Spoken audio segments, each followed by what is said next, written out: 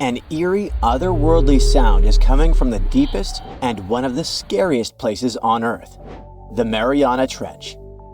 First recorded in 2014, these sounds are so strange that they defied explanation for years. Dubbed bio-twang, these noises lasted only between 2 and 3.5 seconds. Yet in that brief time, they managed to send chills down the spines of anyone who heard them. The weirdest theories popped up to explain them. Some said it could be the cry of a deep-sea monster, a signal from extraterrestrial life, or something even more unsettling. But scientists think they have finally figured out the truth, and it has to do with wild sea creatures. At almost 7 miles deep, the Mariana Trench is the darkest, most remote part of the Pacific Ocean. Only a handful of people have dared to venture down into its crushing depths, and it remains one of the most mysterious places on the planet.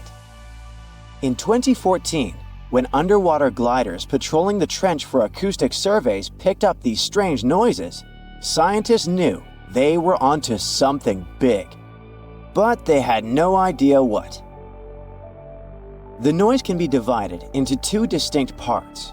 It starts with a deep, rumbling sound that echoes through the depths.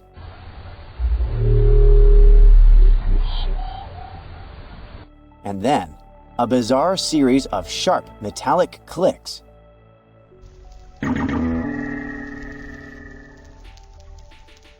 That some have compared to the noises made by spaceships in Star Trek. 2 years after the sound was first recorded, some scientists proposed the first real theory about it, saying that it was most likely a call from large baleen whales. But the sounds were just too strange, too different, and didn't match any known whale calls. Still, it was only a hypothesis, and without visual confirmation, it remained just that. A guess. Fast forward 10 years to 2024, and researchers at the National Oceanic and Atmospheric Administration believe they've finally cracked the case. To get some initial answers, they knew they had to analyze their database, which had over 200,000 hours of ocean sound records. It's no easy task, though. With all the noise coming from boats, plants, marine animals, and the ocean's movement itself, figuring out underwater sounds can be pretty tricky. And we can say it is simply impossible to analyze it all manually. The solution was to create an artificial intelligence tool to investigate these recordings. This technique could help solve the mystery in a matter of months instead of years. Thankfully, this technology has succeeded and has been able to confirm that the culprit behind the deep, metallic sounds is indeed whales. But actually, a different species. The culprits are Bryde's whales. Bryde's whales are truly oceanic giants, weighing over 40 tons. They have long, slender, blue-gray bodies gliding through the water with stunning grace. These beauties can be found across the Atlantic, Indian, and Pacific Oceans. One thing we know is that Bryde's whales love warm waters. But hold on, something doesn't quite add up. We can't really call the water in the Mariana Trench warm, since the temperature at the bottom only goes up to 39 degrees Fahrenheit. So, what were these whales doing there? It seems that scientists have an answer to that. The data also showed a spike in bio-twang noises during 2016, when a rise in ocean temperatures caused by an El Niño event led to an increase in the number of Bryde's whales visiting the area. In 2021, on the contrary, there were almost no bio-twang records at all. And that makes sense, because it was a La Niña year when the waters were cooler than usual. So, yep, it makes sense that Bryde's whales were present in the Mariana Trench in the past, and more importantly, they were the ones making the bio-twang noises. The research spotted 10 of these whales near the Mariana Islands, and 9 of them were producing these strange sounds. It was not all a huge coincidence. These massive creatures were, in fact, behind the bio-twang. But even with this discovery, more questions remain. Why are these whales making such odd noises in the first place? Specialists believe that it could be a form of communication, like a deep-sea version of the game Marco Polo. However, they still don't have enough information to say for sure. For now, the mystery behind the purpose of the bio-twang lives on. On the bright side, the new tech they developed can now be used in tons of other studies. It's a game changer for figuring out whale and other sea creature populations, and how they live and move around in Earth's mysterious oceans. And that can help us better protect these species. This isn't the first time strange sounds from the deep ocean and other remote places on Earth have left scientists scratching their heads. And unlike the noise from the Mariana Trench, we still haven't figured out all the answers to some of them. Take the Julia sound, for example.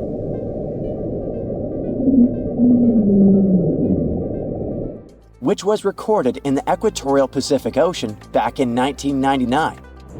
It lasted for about 2 minutes and sounded like a long, low growl. For years, people went wild with theories to explain it, wondering if it might be some kind of sea creature we hadn't discovered yet. Turns out, it was probably a giant iceberg that ran aground near Antarctica.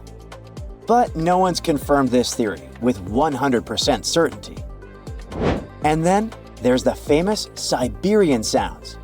In the 1980s, a group of scientists drilling in Siberia supposedly recorded what they thought were screams and groans coming from deep inside the Earth.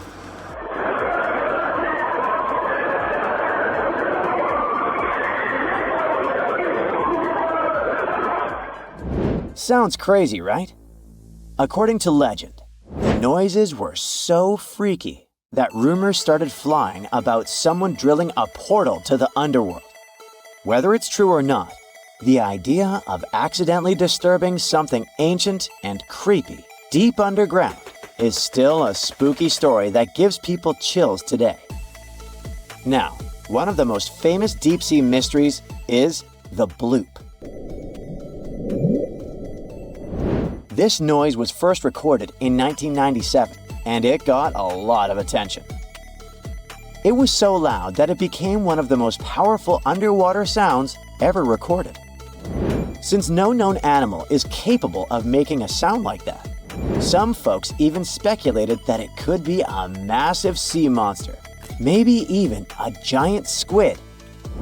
The bloop was picked up by a network of underwater microphones placed in the Pacific Ocean, and scientists now think it probably came from ice quakes.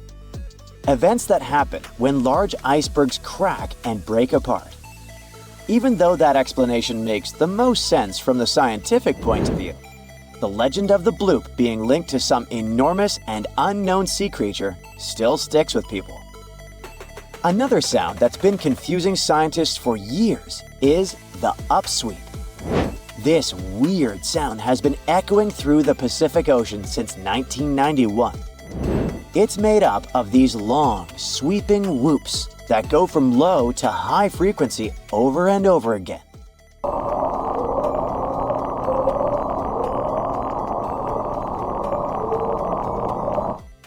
Some people say it sounds like a creepy ambulance siren, or maybe even a howl from some unknown creature.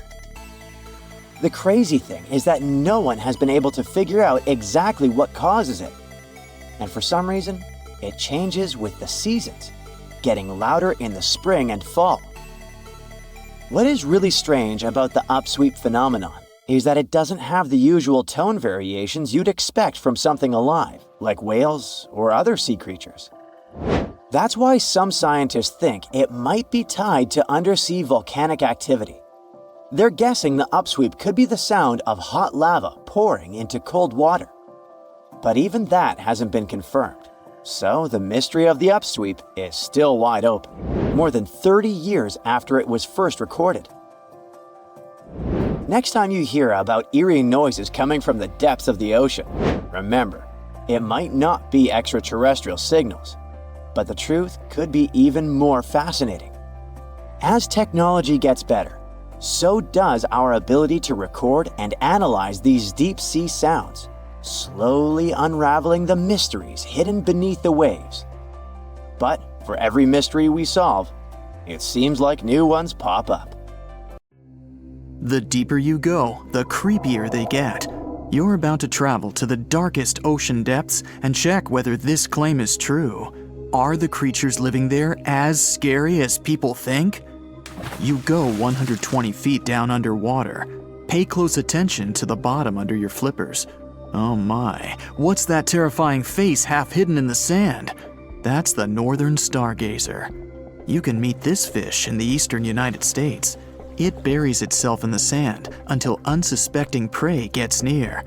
Then, the nightmarish creature electrically shocks the poor animal and dines on it. You are moving deeper to 240 feet under the surface. That's where you spot a colorful, puffy creature, no more than 1 foot long. It's the sarcastic fringehead. At first, the fish seems to be harmless. Only unless it's provoked. When this animal is agitated, it opens its huge mouth to fend off predators. This defense tactic is a sight to behold, both surprising and frightening. Luckily, the fish is no threat to people whatsoever. The creature you see next can comfortably live in shallow waters, but you meet it at a depth of 900 feet. You don't even need to wonder why the animal's called the Game of Thrones brittle star. Unlike starfish that slowly crawl across the seabed, this creature moves fast. It wriggles its long, flexible arms to get from point A to point B. Its body is protected by a hard calcium carbonate shell. Also called snake stars, these creatures are tiny and easily fit in nooks, cracks, and small crevices in rocks. At a much greater depth of 2,000 feet, you come across the giant squid. For a long time, it was thought to be a creature from legends rather than a real animal. The giant squid was first caught on camera in 2001, and it's exactly as big as its name implies. The creature's eyeballs are the size of soccer balls, and the squid itself can weigh up to 600 pounds. Almost 3,000 feet below the surface, you get spooked by another creepy-looking animal. It's somewhat red and rather small, no longer than 1 foot long. As you approach the creature, it looks rather docile, or maybe just indifferent. The vampire squid, that's the animal's name, looks like an umbrella with tentacles. It doesn't even produce ink, so you leave it alone. Soon after that, at a depth of 3,200 feet, you meet the cookie cutter shark. This creature is a parasite. It attaches itself to big fishes, dolphins, whales, and sometimes even people.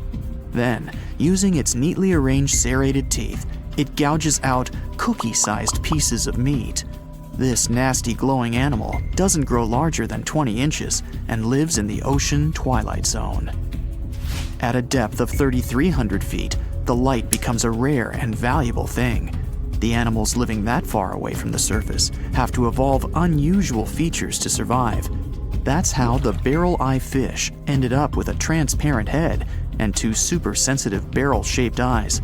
Right now, pretty much like always, they're pointed upward, allowing the fish to see potential prey and you. Almost 4,000 feet below the surface, you see something droopy and saggy. The blobfish doesn't have a skeleton or any muscle. Its jelly-like flesh lets the creature survive incredible water pressure. Despite its appearance, the blobfish is an ambush predator. It usually lies very still on the bottom, waiting for unsuspecting prey to swim by. You go a bit deeper and spot a creature that looks particularly ghastly. The goblin shark senses prey with its snout. The creature's terrifying jaws are attached to elastic ligaments.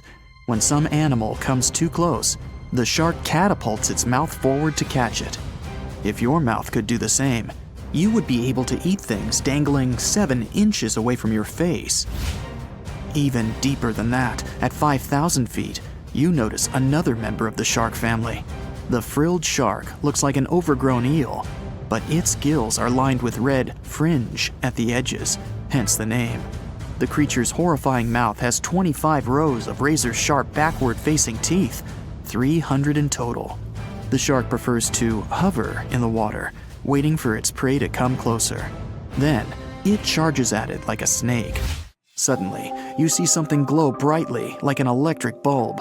But after coming closer, you recoil in horror. The creature looks like an upgraded eel equipped with oversized teeth. That's the deep-sea dragonfish that can live at a depth of 6,000 feet. Chemical processes going on inside the fish's body produce an eerie red glow. This glow is used to communicate with other fish. At the same depth, you meet another deep-sea inhabitant. Its most prominent feature is its huge mouth. Thanks to it, the gulper eel can swallow its prey whole. Its stomach can expand to a terrifying size when it needs to fit something large. At a depth of 6,600 feet, you come across an angry-looking creature with a fishing rod over its head. It's the deep-sea anglerfish. The animal has an unusual dorsal spine, even though it's worn only by females. It protrudes above their mouth and has a lure on its tip, some luminous flesh that baits prey. The anglerfish has such a big mouth and its body is so pliable that it can swallow animals twice its own size. You're 7,000 feet down when you see another fish that's glowing in the dark. The black dragonfish is a sly creature. It has its light-producing organs arranged along its belly. The spooky creature also has gleaming flashlights next to its eyes. They help the animal find prey and attract potential mates. At the same depth, you also spot an enormous pill bug. But unlike the critter you can find in your garden, this one is at least 20 inches long. That's the giant isopod, and it is, indeed, related to the roly-poly, as well as crabs and shrimps. These creatures may look somewhat scary, but they're harmless. They feast on other deep-sea animals only after those have passed away. At a depth of 13,000 feet, you notice the ocean floor has become a bit fluffy. That's because it's covered with zombie worms. These creatures rarely grow to be more than 2 inches long, and still, they can break down fairly large animals, so strong the acid they produce is. The worms' feathery appearance makes them look like plants, but the truth is, these creatures munch on rock-hard bones of the world's largest animals, such as whales. The grid-eye fish almost scares you out of your mind soon after that. This creature has a pair of large greenish oval plates on the top of its head and no eyes whatsoever. Experts believe that these bony membranes detect light coming from predators, saving the fish's life. You're now 3 miles down below the surface, and that's where you spot something bizarre on the bottom. It's definitely a fish, but it's standing on the ocean floor on 3 long, rigid legs. Ah, it's the tripod fish. Curious rather than scary.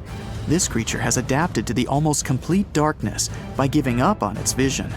It has to rely on vibration and touch to sense prey. And then, the fish uses its fins as hands to transport food directly into its mouth. You don't have time to go any deeper before you spot the faceless fish. This slightly off-putting creature has no eyes, and its mouth, smiling a Mona Lisa smile, is underneath its body. For the first time, the faceless cusk, which is the creature's official name, was seen more than a century ago. The next time it happened was only in 2017.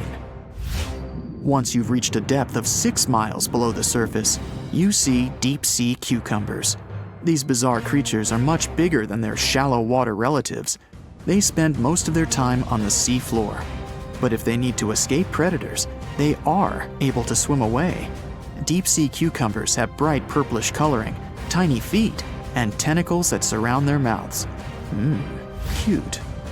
The question is, why do these deep-sea creatures look so scary? Life is very different there, at the bottom. Tremendous water pressure, a lack of food, and constant darkness. You have to adapt to survive in such extreme conditions. Okay, are you ready for an epic fight between 2 prehistoric predators? Well, hang on. Look at this creature. You know it.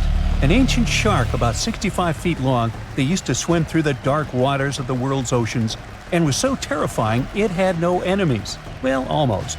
Scientists have recently discovered the remains of another ancient predatory fish off the coast of Australia, a fish that lived around the same time as Megalodon. It was small, about the size of a dolphin, but it could pose a danger to the infamous shark. How is it possible if this creature was many times smaller? Well, let's take a look. This monster is called Janducetus, and technically it wasn't exactly a fish. It was a distant relative of the modern baleen whale. Outwardly, it may seem quite cute, similar to that baleen whale I mentioned, but you wouldn't want to meet it in the ocean. It had the massive skull of a whale, large eyes the size of tennis balls, and a short snout with an immensely powerful jaw filled with razor-sharp teeth. In other words, it was like a shark version of the baleen whale. Janducetus lived during an ancient period called the Oligocene, which was about 33 to 23 million years ago. At that time, there was an incredible abundance of life in the world's waters. Giant penguins, small whales, sharks 2 to 3 times larger than modern ones, primitive dolphin species, and many other unusual creatures. Now imagine that in this ancient and terrifying neighborhood, a giant megalodon met a Janducetus. At first sight, it's not love. The megalodon's victory is obvious, but don't rush to write the Janducetus off. It's agile and fast. It's quite possible that it was more mobile than Megalodon, and during the fight, it would have avoided a direct attack. The Megalodon would have lost sight of such a small opponent, while the Janducetus would have swum up to the shark's belly and opened its jaws. They're small, but there are a lot of sharp teeth. Now, these teeth were designed to rip and cut. The Janducetus would attack the Megalodon with a small but very unpleasant bite, and the shark would have swum away after such a punch. But who knows? Maybe Megalodon would have immediately eaten Janducetus in the first seconds of the fight. Megalodon could have won, but in terms of speed and mobility, it would have lost. So let's look at something bigger, something that could actually have competed with Megalodon. It doesn't have to be a monster living at the same time as the ancient shark. We can make our own rules. Imagine that all ancient marine creatures ended up in the same pool with Megalodon. So its next opponent is the Liopleurodon.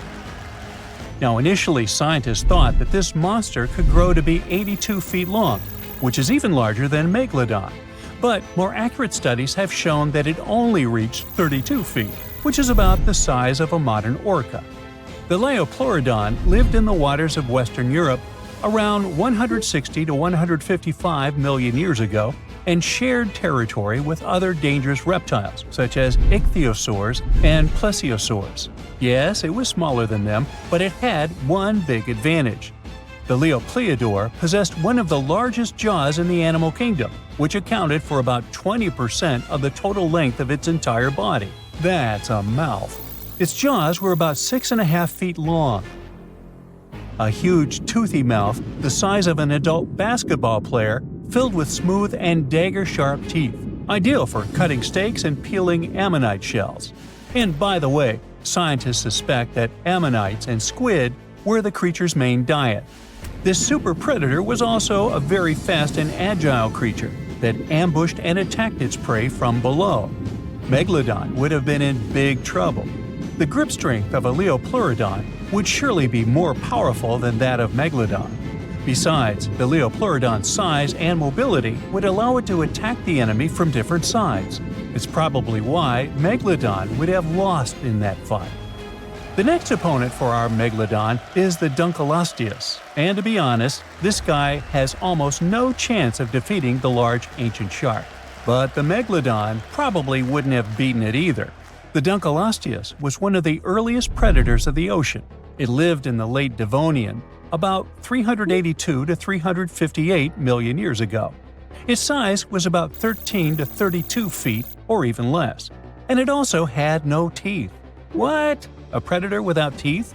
How did it survive in a dangerous prehistoric world? Well, it grabbed and chewed food with the help of special jaw growths. Those growths were so powerful that they could pierce steel, if there was any around. In a sense, these were not teeth, but bones.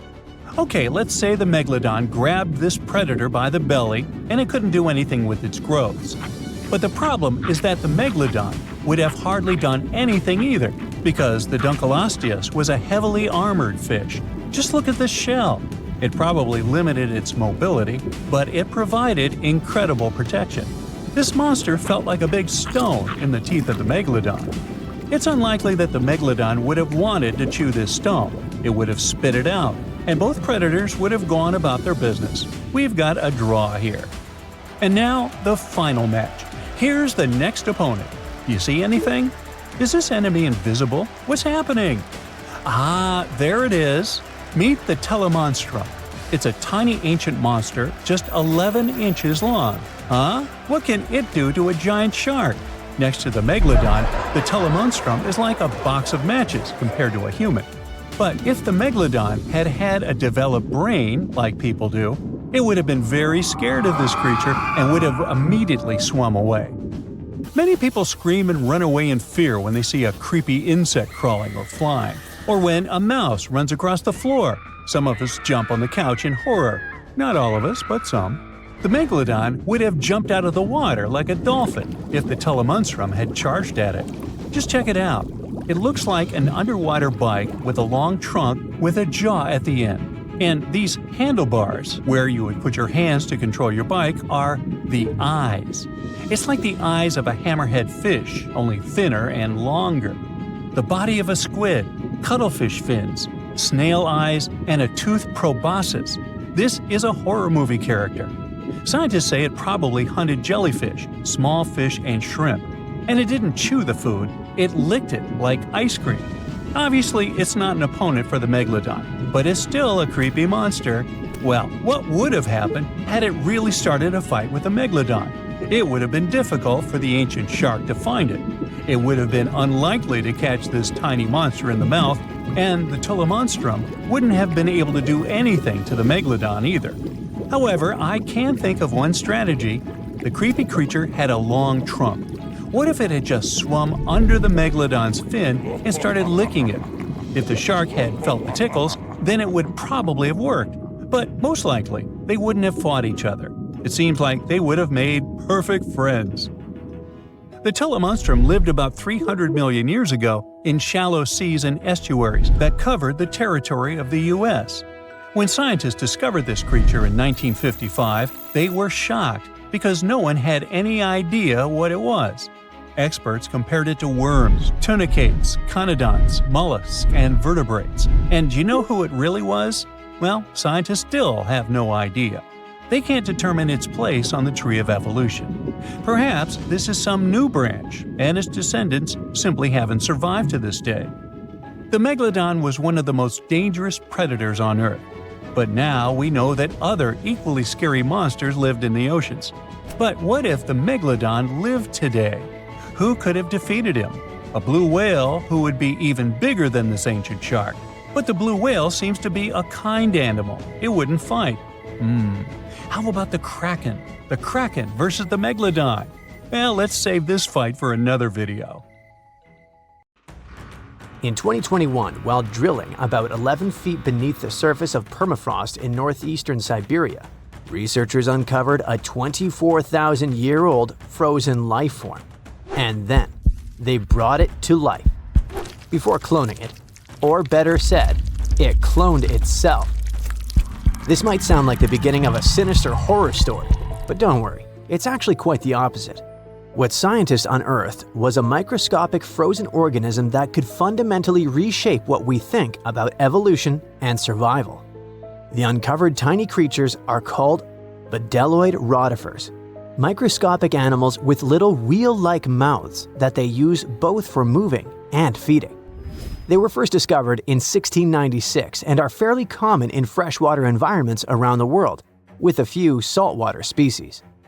They might seem unremarkable, but scientists have been studying them since early microscopes made it possible to actually see them. Because even though there are only a few dozen microns wide, they're surprisingly complex, with brains, guts, muscles, and reproductive systems. Could it be that within that complexity lies the secret to ultimate resilience, maybe even for us humans? Let's break it down. These creatures are extremophiles. That means they can survive being completely drained of water at any point in their life cycle, then lie dormant until rehydrated. But that's not all. They can also persevere through some of the harshest conditions on Earth, or in outer space, or even being stuck in the Siberian permafrost wasteland for tens of thousands of years. This is possible because they can enter cryptobiosis, a condition where organisms pause their metabolism and become nearly inactive. It may sound sciencey, but actually, some of the everyday products we eat are stored in a fridge thanks to this phenomenon. Take yeast, for example. Live yeast cells are surrounded by a protective layer made of dead cells and some nutrients. You can keep yeast at room temperature, but if cryptobiosis comes into play, in the form of your fridge or freezer, it stores much better and longer. During cryptobiosis, rotifers accumulate protective compounds like chaperone proteins, which help them repair and recover once favorable conditions return. Chaperone proteins are like tiny bodyguards. Their job is to keep other proteins in the cell from falling apart under pressure. When the body is stressed, whether from heat, cold, toxins, dehydration, or just the natural aging process, the proteins inside our cells can start to misfold. Proteins need to be folded into very specific shapes to function properly, and when that structure breaks down, they become useless, or worse, harmful. Misfolded proteins can pile up and interfere with normal cell function. In some cases, they clump together in ways that poison the cell. This kind of damage is even linked to serious health conditions. So, if rotifers have developed powerful proteins that prevent cellular chaos even under extreme conditions, could we use them to protect human cells from diseases and aging? By analyzing the age of the ice they were found in, scientists figured out that these frozen rotifers were at least 24,000 years old. That's a huge leap from earlier studies, which showed they could survive frozen for only about 10 years. Now that's what you call record-breaking. This period of Earth's history is known as the Late Pleistocene Epoch, a time dominated by the Ice Age, which means these invertebrates were lying dormant when Manny and Sid were having their adventure while roaming the icy landscapes, along with saber-toothed cats and giant ground sloths. Fun fact: although animated movies like Ice Age show woolly mammoths as huge, towering giants, they were actually about the same size and weight as today's average African elephant. Nature and evolution can be so cruel, yet fascinatingly unpredictable. Massive, menacing beasts that came from the Ice Age couldn't survive it, yet something tiny and weird, like a bedeloid, could. But regarding our unfrozen creature, after the soil thawed, the organism didn't just begin moving again, it also started reproducing. This is thanks to an ability called parthenogenesis, a specific form of reproduction in which embryos develop from unfertilized eggs, allowing them to reproduce independently. It really is like cloning, but it happens naturally. Many organisms, such as certain insects, reptiles, and even some birds, are capable of parthenogenesis, at least under specific conditions. For example, in honeybees, males develop from unfertilized eggs through parthenogenesis, making them genetic copies of their mother. However, parthenogenesis is often seen as an evolutionary disadvantage because it limits genetic diversity, meaning that most species that reproduce this way eventually face extinction. Despite this, bedeloid rotifers have diversified into over 450 distinct species over millions of years, which is extremely rare. Scientists believe their survival comes down to a few evolutionary adaptations. They can pause their metabolism through cryptobiosis, repair their DNA with specialized proteins, and even borrow useful genes from other organisms using a process called horizontal gene transfer. Unlike most animals which rely solely on inherited DNA, these organisms can steal genetic material from bacteria, fungi, and even plants, splicing foreign genes into their genome to gain new survival traits. Some studies have shown that up to 10% of their active genome comes from foreign DNA. This could explain their extraordinary resilience. They borrow genes for stress resistance, toxin breakdown, or radiation repair, essentially patching and upgrading their DNA in real time. It's not like the mind flare from Stranger Things, where the creature absorbs another organism to improve itself and grow. It's more like a spy stealing a blueprint from a rival lab to learn its secrets. When cells rupture, for example, when bacteria die nearby, bdelloids scoop up loose DNA fragments and integrate them into their own genome.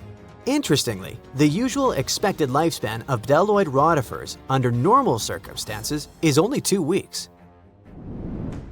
The soil sample that contained these rotifers also held nematodes or roundworms, another group of tiny survivors already known to withstand tens of thousands of years icebound. This isn't just limited to microscopic animals. Researchers have successfully regrown Antarctic moss and entire Campion plants from seeds and samples frozen for hundreds or even thousands of years. In 2016, a team of Japanese scientists brought tardigrades, or simply water bears, back to life after 30 years in cryptobiosis. Tardigrades are even more impressive because they can live in a suspended state for up to 30 years, without food or water, and with temperature swings from deep freeze to 300 degrees Fahrenheit. These guys can also endure crushing deep-sea pressures, vacuum, microgravity, and intense radiation of space. Remember when we said earlier that these species can survive the harshest conditions on Earth and beyond? It wasn't an exaggeration, and now you understand why. And it's exactly why NASA and its partners sent water bears and bdelloid rotifers into orbit. They've even been aboard the ISS, helping scientists understand how these animals handle microgravity, radiation, and stress. Not only that, but in 2007, the European Space Agency launched a bunch of tardigrades into low Earth orbit, completely exposed. No suit, no shield, floating in a vacuum. They were blasted by cosmic radiation, UV light 1,000 times stronger than what hits Earth's surface, and temperatures near absolute zero. And when they came back, most of them woke up and reproduced despite the harsh conditions they were exposed to. This ties into an old theory called panspermia, the idea that life didn't originate on Earth but arrived here, locked in space dust or trapped inside a meteorite. Before, maybe it sounded like a fringe science, but when organisms can brush off cosmic radiation, then it doesn't seem so far-fetched, does it? What about humans? Does this mean we now fully understand the way hibernation works and are close to putting humans in this state? Sorry for spoiling it for you, but it still feels more like science fiction. However, researching rotifers, water bears, and similar organisms can lead to massive breakthroughs in other fields. Their resilience might be a blueprint for medicine, for reshaping what it means to age, maybe even to pause life itself, or extend it. We're talking real, practical innovations, from better preservation of human organs for transplantation to drugs that slow aging at the cellular level. And yes, maybe even cryogenic hibernation, long enough to make interstellar travel possible. Now, you can't find living dinosaurs nowadays, which is a good thing, mostly, but you can still meet some creatures that might have gone to lunch with them. The frilled shark, for example, is a living fossil that comes from a family of sharks that have been around for about 80 million years. One of the coolest things about it is its long, eel-like body that can grow as long as 6 feet. It has 6 pairs of gills on its throat, which help the frilled shark breathe in the deep, cold ocean where there isn't much oxygen. The shark can move very quickly, like a snake, to catch its prey when it least expects it. Little frilled sharks take an exceptionally long time to grow, up to 3.5 years, which is one of the longest times for any animal with a backbone. The Chinese giant salamander is another living fossil that can tell you what was going on Earth around 170 million years ago. Now, when I say tell, I really mean it, as it can make sounds like hisses, whistles, and barks, and even a noise that sounds like a crying kid. The biggest Chinese salamander found so far weighed 130 pounds, as heavy as 2 Dalmatians, and was almost 6 feet long. Giant salamanders like to be alone. Hey, I want to be alone. And will chase away other salamanders from their space, except when it's time to start a family. During the day, they hide and sleep under rocks. They can make a special substance from their skin that keeps predators away. Now, gharials are reptiles that have been around for about 38 million years. They live in India and Nepal in slow-moving, muddy rivers. Sadly, there are very few gharials left in the wild, less than 100. These creatures can't control their body temperature, so they need to sunbathe to get warm or cool down in the water if they get too hot. Their eyes are close together and face forward, which helps them see in 3 dimensions and judge distances more accurately. Gharials also have a transparent third eyelid that protects their eyes when they're underwater. They have over 100 sharp teeth, but they can't chew their food. Instead, they use their strong jaws to grab prey and then, swallow it whole. The alligator gar is a fish that has a family history of more than 100 million years. It still has some cool features from ancient times, like being able to breathe both air and water. It also has a special spiral-shaped intestine, like a shark. The alligator gar is one of the biggest and heaviest fish in North America. Just like an alligator, it has a long body and snout, plus a row of sharp teeth. But instead of legs, the gar has fins to help it swim underwater. The tuatara isn't a lizard as you might think, and isn't a dinosaur either. This New Zealand resident is one of the most unique animals in the world. Scientists love studying tuataras because they can help us understand how today's lizards and snakes evolved. One of the coolest things about the tuatara is its third eye, called a parietal eye, on its head. It has its own lens, retina, and a nerve that connects it to the brain. Scientists think it might help the tuatara know when it's light or dark outside and absorb sunlight to make vitamin D or help them keep their body temperature exactly right. Tuataras can live an extraordinarily long time, up to 100 years. Cassowaries are the youngsters on our list, as they've been around for only 60 million years. They have some things in common with dinosaurs, like their 3-toed feet and how they breathe. Cassowaries love to eat fruit, lots and lots of fruit. This love of fruit helps the rainforest because when cassowaries eat the fruit, their bodies don't harm the seeds inside. As they move around the forest, they spread these seeds, you can guess how, with their own natural fertilizer, helping new plants grow. Cassowaries are big birds, about 6 feet tall and weigh over 100 pounds. They have a special claw on each foot that is 5 inches long, and they can use it to kick real fast. If they feel threatened, they can charge, kick, and even jump on someone. They can also leap up to 5 feet in the air. So, the best thing to do is stay far, far away from where they live. The order Notostraca is a group of crustaceans that you may know as tadpole shrimp or shield shrimps. These animals have been around for about 360 million years. They have a wide, flat shell that covers their head, and they have a pair of eyes on top.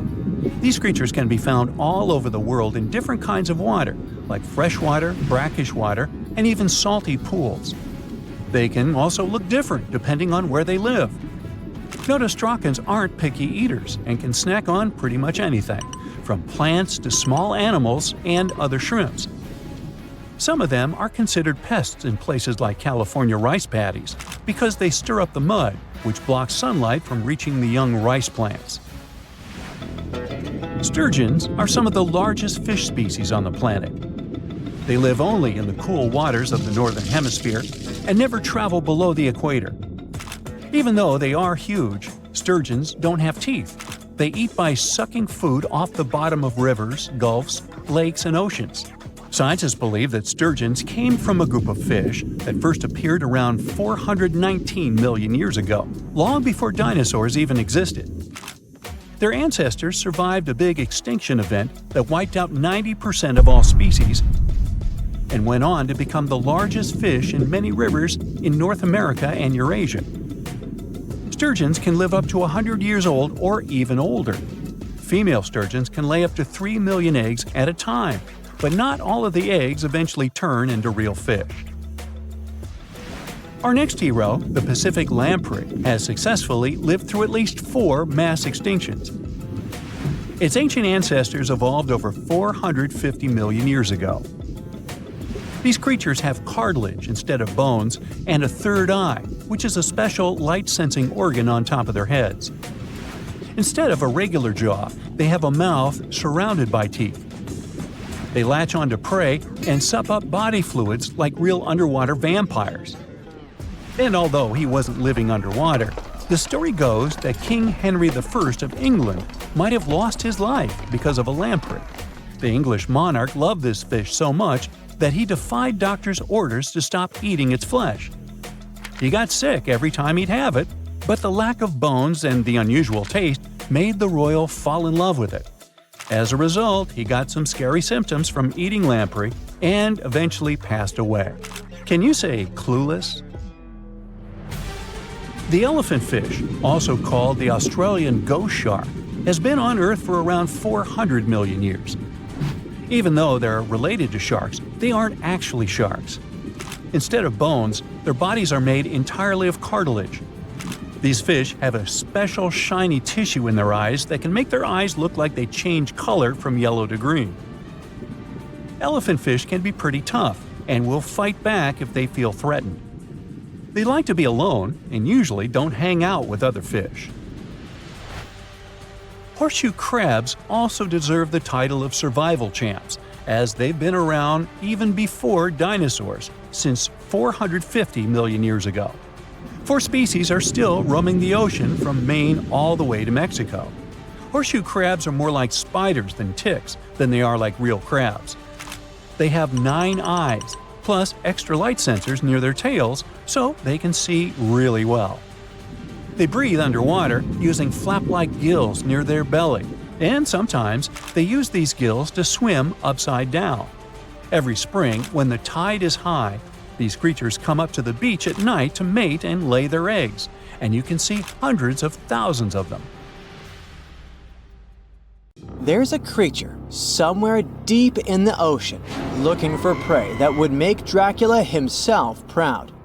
It's been around since before even the dinosaurs walked the earth. It has no bones or jaw, but it doesn't stop this underwater vampire from hunting. The name of this eel-like parasite is the Pacific lamprey. The English monarch loved this fish so much that he defied doctors' orders to stop eating lamprey flesh. He got sick every time he'd have the original gooey fish. But the lack of bones and the fact that this lamprey tastes like slow-cooked beefsteak made the royal fall in love with the fish once and for all. The product of this love was a chill in his aged body, some heavy sweating, and some other scary symptoms, which eventually took his life and interrupted his 35-year reign. The lamprey is way better at surviving, as it lived through at least 4 mass extinctions. Its ancient ancestors evolved over 450 million years ago. There are around 40 living species of lampreys still thriving across the world. The Pacific lamprey is just one of them. These creatures have cartilage instead of bones, and a third eye, which is a special light-sensing organ on the top of their heads. Instead of a regular jaw, they have a sucker mouth surrounded by teeth. It's perfect for latching onto prey and sipping up body fluids like underwater vampires. Once they pick a victim, they suction it, making a seal that's almost impossible to break. Scientists believe the Pacific lampreys don't munch on flesh. Female lampreys lay up to 200,000 eggs in nests that stay in fresh water for 3 to 4 weeks. Once the larvae hatch, they burrow into sediment and stay under the sand for up to a decade. When they hit their teenage years, these miniature Draculas re-emerge and migrate from freshwater all the way to the Pacific Ocean. This journey isn't the easiest, and it takes some changes to its appearance and physiology to adapt to a huge change in salinity. After several years, they go back to freshwater to reproduce. Pacific lampreys can use chemical clues released by their larval migrating pals to find their way. They can travel hundreds of miles inland to find the perfect spot for spawning and rearing. It's not always the same place they spawned in. Many species of birds, mammals, and other fish can appreciate the fatty flesh of lamprey. This makes them some of the most valuable players in freshwater and marine ecosystems. Another lamprey type, the sea lamprey, is native to the Atlantic Ocean. It's not that dangerous when it's at home, but once it gets to the Great Lakes, it becomes a real threat to the 4 local native species of lamprey. The sea lamprey is up to 4 times bigger than the lake species. It has unlimited food and spawning grounds, and no natural predators here, so it becomes cocky. It secretes an enzyme that doesn't let the blood clot. Once it attaches to some unsuspecting fish, it spends the next several months feeding off of it. And even if the fish shakes the lamprey off, it doesn't have long to live because the mark the predator leaves behind. Sea lampreys aren't interested in humans, but can accidentally latch onto a swimmer. It won't be fatal, but it's not the most pleasant sensation, and you need to get the spot of the impact disinfected. The Australian box jellyfish looks harmless, but it's considered the most venomous marine animal. Unlike other kinds of jellyfish that float with the current rather than swim, this creature can reach an impressive speed and choose its own direction. It has tentacles covered with tiny darts loaded with poison. People and animals that get unlucky enough to meet with those tentacles face some scary and sometimes even fatal consequences in a matter of minutes. Before you decide to never revisit the ocean, you should know that only a few out of around 50 existing species of box jellyfish have venom that is lethal to humans. There are some not-so-dangerous species living in warm coastal waters worldwide. And the most dangerous ones are in the Indo-Pacific region and northern Australia. A blue-ringed octopus spots a signature psychedelic color and the ability to take away your life. This cute-looking sea monster likes to spend its time in the soft, sandy bottom or shallow tide pools and coral reefs. It normally hides in underwater crevices, among shells or debris. If you disturb it, the octopus will activate its tiny color-changing organs and demonstrate its blue rings as a warning signal. The next step will be releasing a venom 1,000 times more powerful than cyanide. This venom is more toxic than that of land mammals. The octopus normally uses it to hunt crabs, shrimp, and small fish by pecking them with its beak and paralyzing them. There is no known antidote for the venom, so if you ever see this sea creature, the best you can do is to stay away from it. It bites without any pain, so you might notice when it's too late. The good news is that it's not aggressive and won't go after you unless it's cornered. The reef stonefish are masters of disguise in the underwater world that camouflage themselves on rocks, coral reefs, or just blend into the seabed. They thrive throughout tropical marine waters of the Indo-Pacific. Their invisibility superpower makes them especially dangerous to their prospective victims they ambush and swallow whole. If someone happens to disturb them, their 13 defensive dorsal spines stand on end and deliver a powerful venom punch. They say stonefish stings are extra painful and lead to scary consequences within minutes. They're called the most venomous fish in the world. If you don't do anything about it, the impact can be lethal. If you ever go diving in the Pacific Ocean, be careful not to pick up a cone snail from the seafloor. It has a beautiful shell made of brown, black, or white patterns. Like most other snails, it's slow, but it has a complicated system of seeking out prey. It likes to snack on fish, marine worms, or even other snails. Once a cone snail senses food is near, it activates a sharp proboscis, or a needle-like protrusion from its mouth. The attack is swift and super potent. The victim doesn't even have time to realize what happened to them. Once it's completely incapable of moving, the cone snail swallows it whole. Humans aren't on its menu, but it can still release the venom if someone steps on it or disturbs it. The proboscis can even penetrate gloves. Luckily, only several out of over 700 species of cone snails can take a human's life. But since there's no antivenom, you better not risk it. All 52 known species of sea snakes living mostly in the warm tropical waters of the Indian and Pacific Oceans are venomous. The beaked sea snake even has the title of one of the world's most venomous serpents, but it's one of the few kinds that can pose a real threat to humans. Sea snakes prefer a peaceful coexistence and would rather slither away than engage in any confrontations. If you ever see them in the water, staying calm and moving slowly will save your life. Sea snake bites, although almost painless at the moment, can have varying degrees of impact. Some may only cause mild symptoms, while others can lead to severe outcomes. Most bite reports come from accidental encounters, like someone freeing them from nets or unsuspecting beachgoers stepping on them. Blue dragons rarely grow larger than the size of a grape. They like to swim belly up, so their brightest blues blend in with the ocean waters. And the silver front faces down and camouflages with the darker seabed. Blue dragons feed on another dangerous sea creature and store up their stinging cells. Their venom lives on even after the fish itself is no longer alive. That's why you should be extra careful and never pick up or step on them on the beach. Something exciting and kinda unexpected popped out among the rocks of the Ica Valley in Peru. The bones of a really old whale that lived almost 40 million years ago. At first, no one was really impressed because the bones they found were big and weirdly shaped, so people just thought they were looking at giant boulders. I mean, that's cool too, but things got way better when they realized those were the remains of a very large, ancient animal that roamed along the coast of ancient Peru. Plus, it was probably the heaviest creature that ever lived. Sorry, blue whale, I know you worked hard to get to the top. The length of over 100 feet and weight of more than 200 tons brought you the status of the biggest animal on our planet. But it seems you've held the title long enough. Time to hand it over to our next candidate, and that one's really gigantic. This ocean beast was probably shorter than the blue whale, but heavier, with a weight that could be between 93 tons and 370 tons. If it's closer to the higher number, it'll make Prehistoric the biggest animal ever known to have lived on Earth.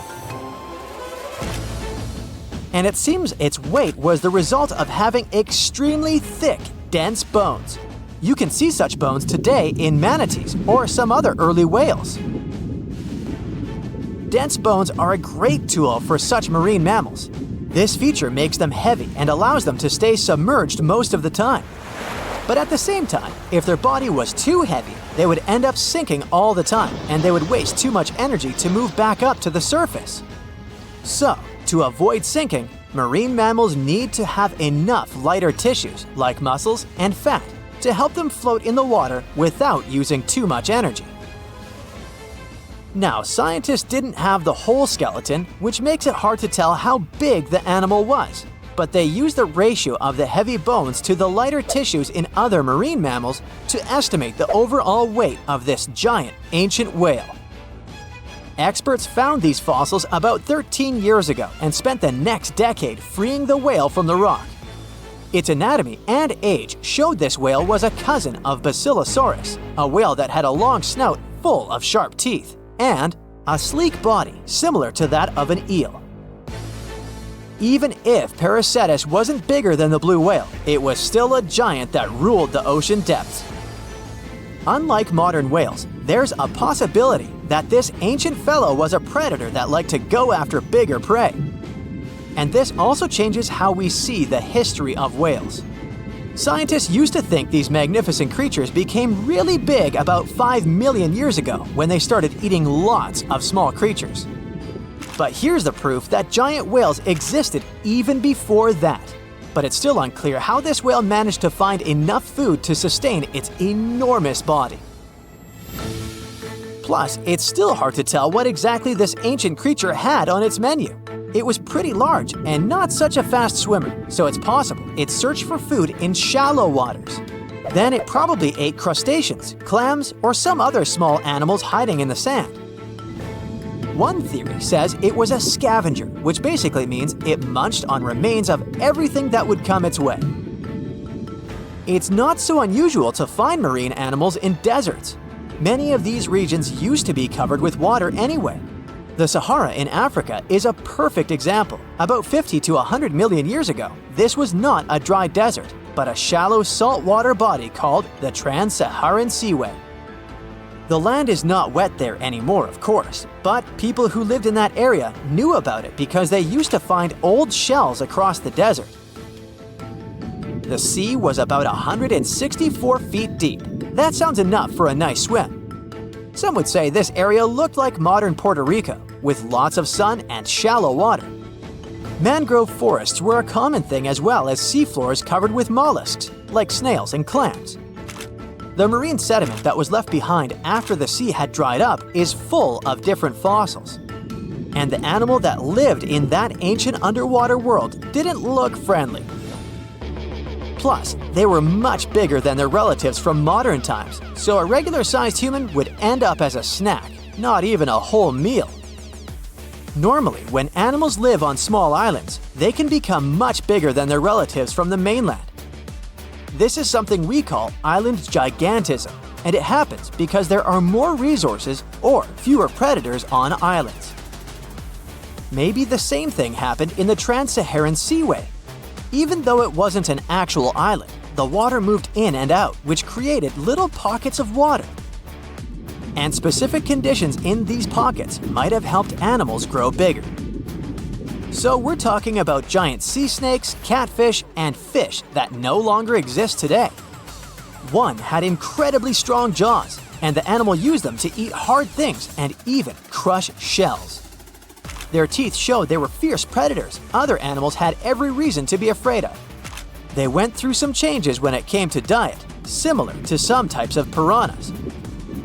And the competition to get to the top of the food chain wasn't a joke. Not when there were also such large predators as sharks, crocodiles, and ancient relatives of elephants. Sahara went through different phases. If you could use a time machine and take a peek at Earth's largest hot desert as it was about 6,000 years ago, you wouldn't have to struggle with sand and heat. You'd have a nice walk through a green and pretty lush place. In the past, people who lived in that area didn't leave drawings on cave walls that showed camels, sand dunes, and scorpions. All those things you'd see in today's Sahara. Instead, they drew crocodiles. That's additional evidence that the Sahara used to have a lot of water and plants enough to support these big yet scary animals. Around 3 billion years ago, Earth might have been mostly covered with water. Today, it's about 71% of its surface, but it seems that our planet used to be a giant ocean world with no continents at all, just some scattered islands. Scientists studied special rocks in Western Australia that formed in a place deep under the ocean called a hydrothermal vent system. To explain this better, it's important to mention two common oxygen types, O16 and O18. O18 is heavier because it has extra neutrons. O16 evaporates from water more easily, and as researchers studied an old ocean floor, they found a lot of O18, more than in today's oceans. This way, they realized ancient Earth had less dry land than Earth today. Australia is a good spot to conduct these studies because a long time ago, it also used to be a beautiful place with large animals and lush rainforests. But as time went by, the land became drier and Australia had more deserts formed, such as the Great Victoria Desert. Rainforest remained only on the edges of the continent. What happens with deserts across the globe is called desertification. That's when land that used to be good for growing things turns into a desert or something similar. Our planet changes over time, together with its climate. But desertification also happens because of human activities, like mining, farming, and building cities. And when land turns into a desert, it's a problem because it can't support people and animals anymore. Food doesn't grow there. There's not enough clean water, and animals lose their homes. To help with this problem, there's a plan many countries agreed to. They decided to work with farmers to take care of the land, fix damaged areas, and manage water better. All in all, to make our planet a better place for life. Texas is home to some of the oddest, creepiest, and most unusual animals you've ever heard of. It might come as a surprise, but this state is full of creatures you'll hardly see in other places. So, let's have a look at the most amazing ones. This truly beautiful bright blue creature is called the blue sea dragon. Despite such an imposing name, the critter is actually tiny. Usually no bigger than a grape. You may find it on the beach or floating beside you in the water. Now, you need to remember one thing. However pretty this little slug may look, never ever touch it. One tourist spotted a few of these pretty dragons on the shore of Mustang Island. He scooped one of the creatures up. He wanted to film it. Luckily, he put it back into the water before it could sting him. Otherwise, it would have ended badly since the blue sea dragon is venomous. Despite their tiny size, their sting can pack a punch. All because of their diet. Their favorite dish is the Portuguese man-o-war, a jellyfish that has enough venom to paralyze small fish and crustaceans. The blue dragons first use mucus to neutralize the jellyfish's infamous stinging cells. And then they steal these cells from the man-o-war's tentacles and store and concentrate them within their own tissues. Then they release these stinging cells on contact, which makes their own sting more powerful, even worse than that of the man-o-war itself. These awesome creatures are also extremely sneaky. Even though their appearance is bright, to say the least, they're well-known masters of disguise. You see that vibrant blue coloring is actually on their bellies, and when they float on their backs, they simply blend with the water. As for their backs, they're gray to camouflage these animals on the seafloor. Now, how about a funny fact? A group of tiny dragons floating together is called a blue fleet. And another fact. Blue dragons normally lay a string of around 16 eggs, and it takes them 3 days or so to hatch into larvae. Blue sea dragons rarely make it to the shore. They're soft-bodied, so when the animals finally get through the surf zone and are deposited on the shore, they're already broken apart. And still, watch out! Even in this case, the venom in their bodies doesn't dissipate. But of course, blue sea dragons aren't the only unusual animals inhabiting Texas. Have a look at this nightmarish creature, poisonous, slimy, and kinda immortal. Meet the hammerhead worm. The worst thing? It might be lurking in your garden while you're watching this video. You can easily recognize this worm by its creepy spade-shaped head. It doesn't look like any other invertebrate you've ever seen. Or any other creature, that is. At first, it was only found in East Texas. But later, researchers spotted these spine-chilling creatures in North, Central, and South Texas. Basically everywhere but the arid areas of West Texas. One of the most terrifying things about this worm might be its length. This creature can grow as long as 1 foot. Luckily, such giants aren't very common. Most hammerhead worms only reach 6 inches in length. You can come across 2 species of these worms in Texas, and both of them will have a dark stripe down the middle. The larger of these 2 species munches on earthworms, which is actually a big problem. You might know that earthworms play an important role in keeping the soil rich in minerals and overall healthy. If earthworms disappear, plants in such areas won't be getting the nutrients they need. Even for humans and pets, meeting a hammerhead worm isn't the most pleasant experience either. Hammerheads are the only terrestrial invertebrates that secrete a very dangerous neurotoxin, the same as pufferfish produce. Thanks to the sheer size of the human body, touching a hammerhead worm won't hurt you too much, but it may still cause your hand to start tingling or even go numb. It's much more dangerous for pets. There have been cases when dogs ate hammerheads, which left them feeling sick for the whole day. Interestingly, these worms are native to Southeast Asia. But they must have mastered the art of hitchhiking, since in the early 1900s they were already found in the US. Keep in mind that if you want to get rid of a hammerhead worm, which is the best course of action, the worst thing you can do is chop it with a shovel. The thing is, flatworms reproduce by ripping themselves in half, so by cutting it, you actually help the populations of the worms, turning one into 2. That's the reason why hammerheads are sometimes described as immortal, which is a bit of a stretch since these creatures can't survive in vinegar or salt. Now, even though you're safe from the hammerhead worm in West Texas, it doesn't mean you can't come across another dangerous animal, such as the land lobster from hell.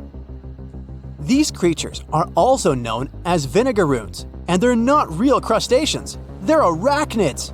Huh? Who would have guessed? Anyway, these 8-legged critters have a really nasty bite, but it's not the worst thing about them. Land lobsters, brace yourself, spray vinegar-like 85% acid from their tails. Mostly they do it to protect themselves, but it still sounds like an unfriendly thing to do, right? A land lobster can also pinch a finger that's gotten too close with its heavy mouth parts. At the base of their abdomens, vinegaroons have long whip-like tails. That's why these arachnids are often called whip scorpions, even though they're neither related to scorpions nor have stingers. Summer rains lure these arachnids out of their burrows in search of food and love. Luckily, experts claim that land lobsters aren't poisonous to humans, but they're very likely to leave a mark with their large pinchers, which they use to capture insects. Vinegaroons can be considered useful since they eat millipedes, crickets, scorpions, and cockroaches. They hunt by sensing the vibrations of their prey with those long front legs of theirs. Since land lobsters prefer to come out after dark, you aren't likely to see one in the daylight. But if you stumble upon one, check it out. If it's a female, it may be carrying her hatchlings on her back. Now, imagine it's the middle of spring and you're walking among blooming flowers and greenery.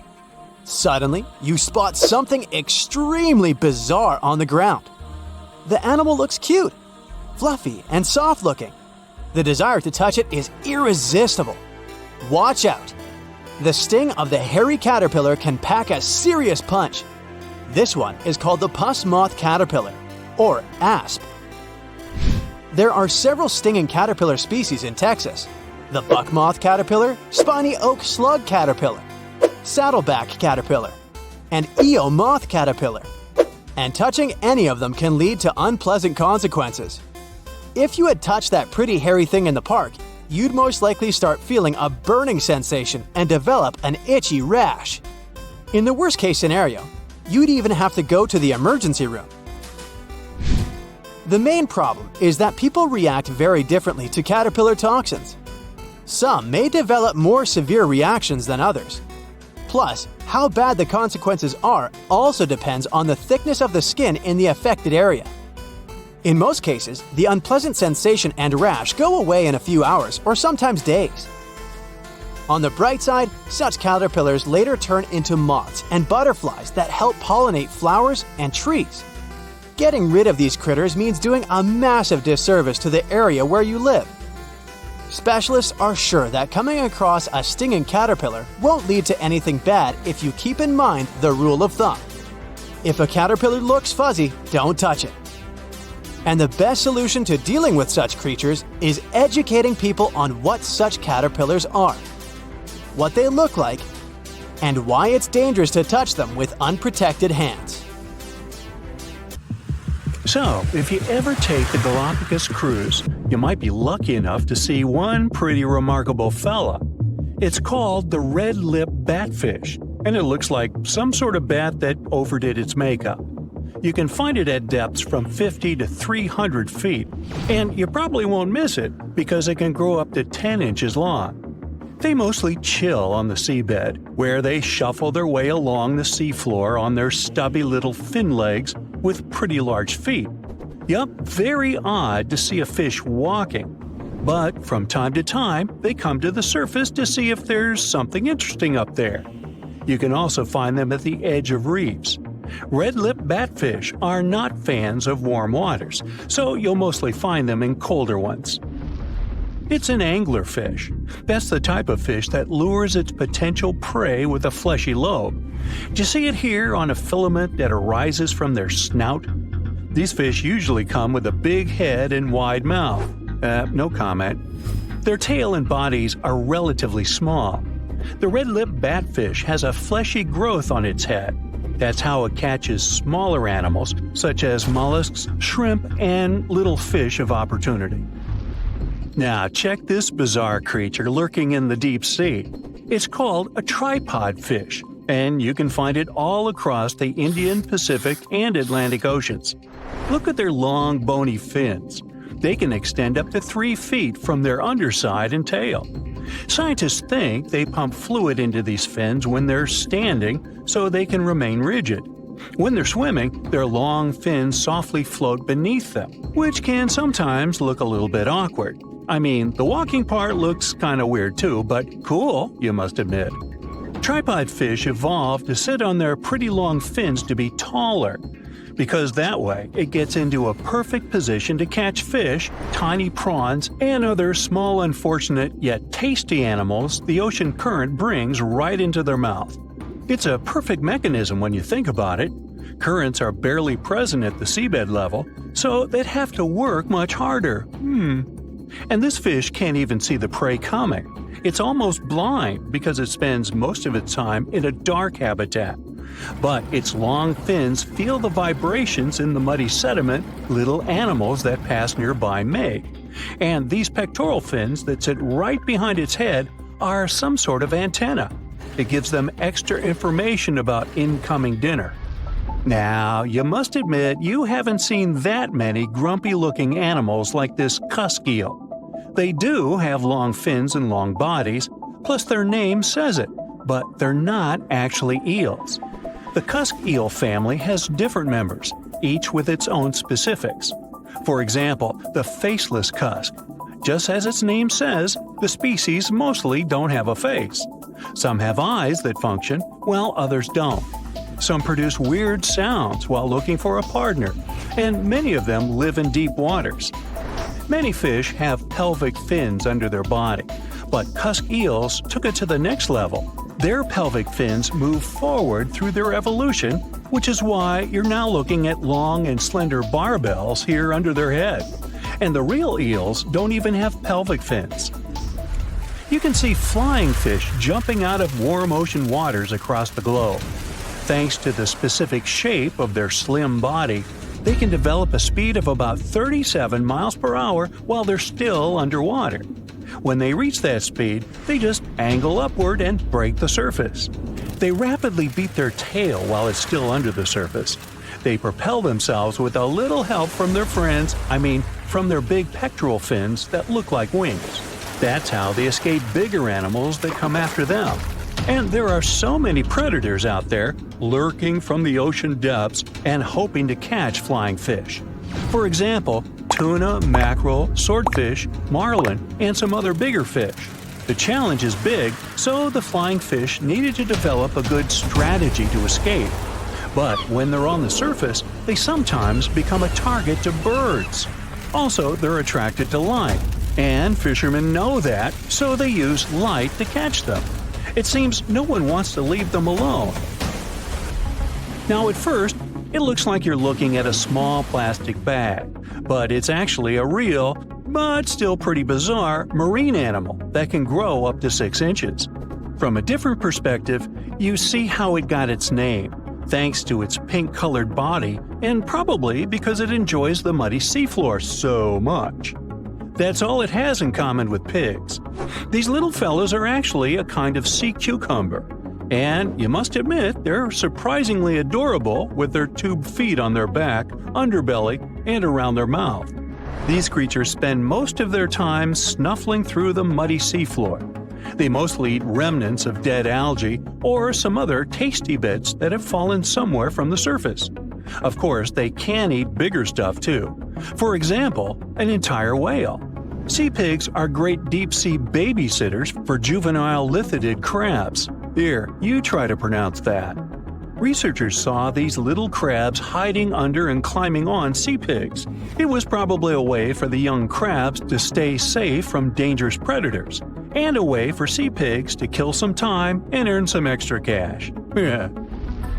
Now, at first, a sea angel looks like some creative animator decided to create a cartoon with such a heartwarming character. But what you're looking at is a real creature, a small swimming sea slug. Its body is transparent, which gives the creature such a fairy tale look. And check out its graceful flapping wings. It's definitely not something we'd expect from slugs. Given a choice, they'd prefer to stay in cold waters. Snails and slugs usually fall into a category called gastropods, and the members of this group usually have muscular feet. But in the case of sea angels, it developed into appendages that remind of wings. This is what helps them with swimming in open waters. And they don't have shells either. But don't let their sweet angelic appearance dupe you. These creatures are quite sneaky. They use their tentacles, and this piece called radula, when they want to pull other swimming snails from their shells. And do what? Oh, that? When I first looked at this creature called giant siphonophore, I didn't think it was scary because it looked like some sort of centipede. And how giant can these be? Well, it seems they can stretch to be 130 feet long. Okay, it doesn't look scary even at a second look, but I still wouldn't like to face it. It's like you're watching some random long rope that's just floating through the ocean depths. Although it looks like some silly string that does nothing, this creature is a collection of pretty functional parts, where each is specialized for something else. Some of its parts are in charge of catching prey, while others digest food. Some parts exist for reproduction, while others direct the action of this entire body by swimming.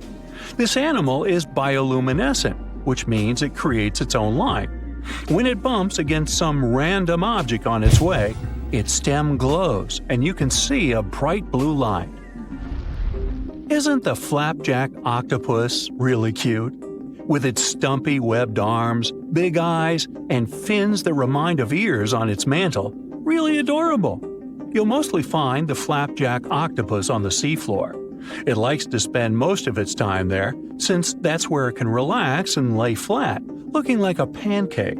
And when it feels it's time to go somewhere, this little creature swims or hovers above the seabed. It flaps its fins and pulses its web of arms, and looks nothing like an octopus, more like pulsating jelly. Well, yes, that's weird. The Bermuda Triangle is one of the most heavily traveled shipping routes in the world. Some skeptics believe that this fact solves the Bermuda Triangle mystery. Statistically, the busier the area, the higher the frequency of accidents and disappearances. While this makes sense, it's not the frequency of disappearances that's responsible for the mystery of the Bermuda Triangle. It's the lack of explanation or wreckage found. On his very first voyage to the New World in 1492, Christopher Columbus sailed through the Bermuda Triangle.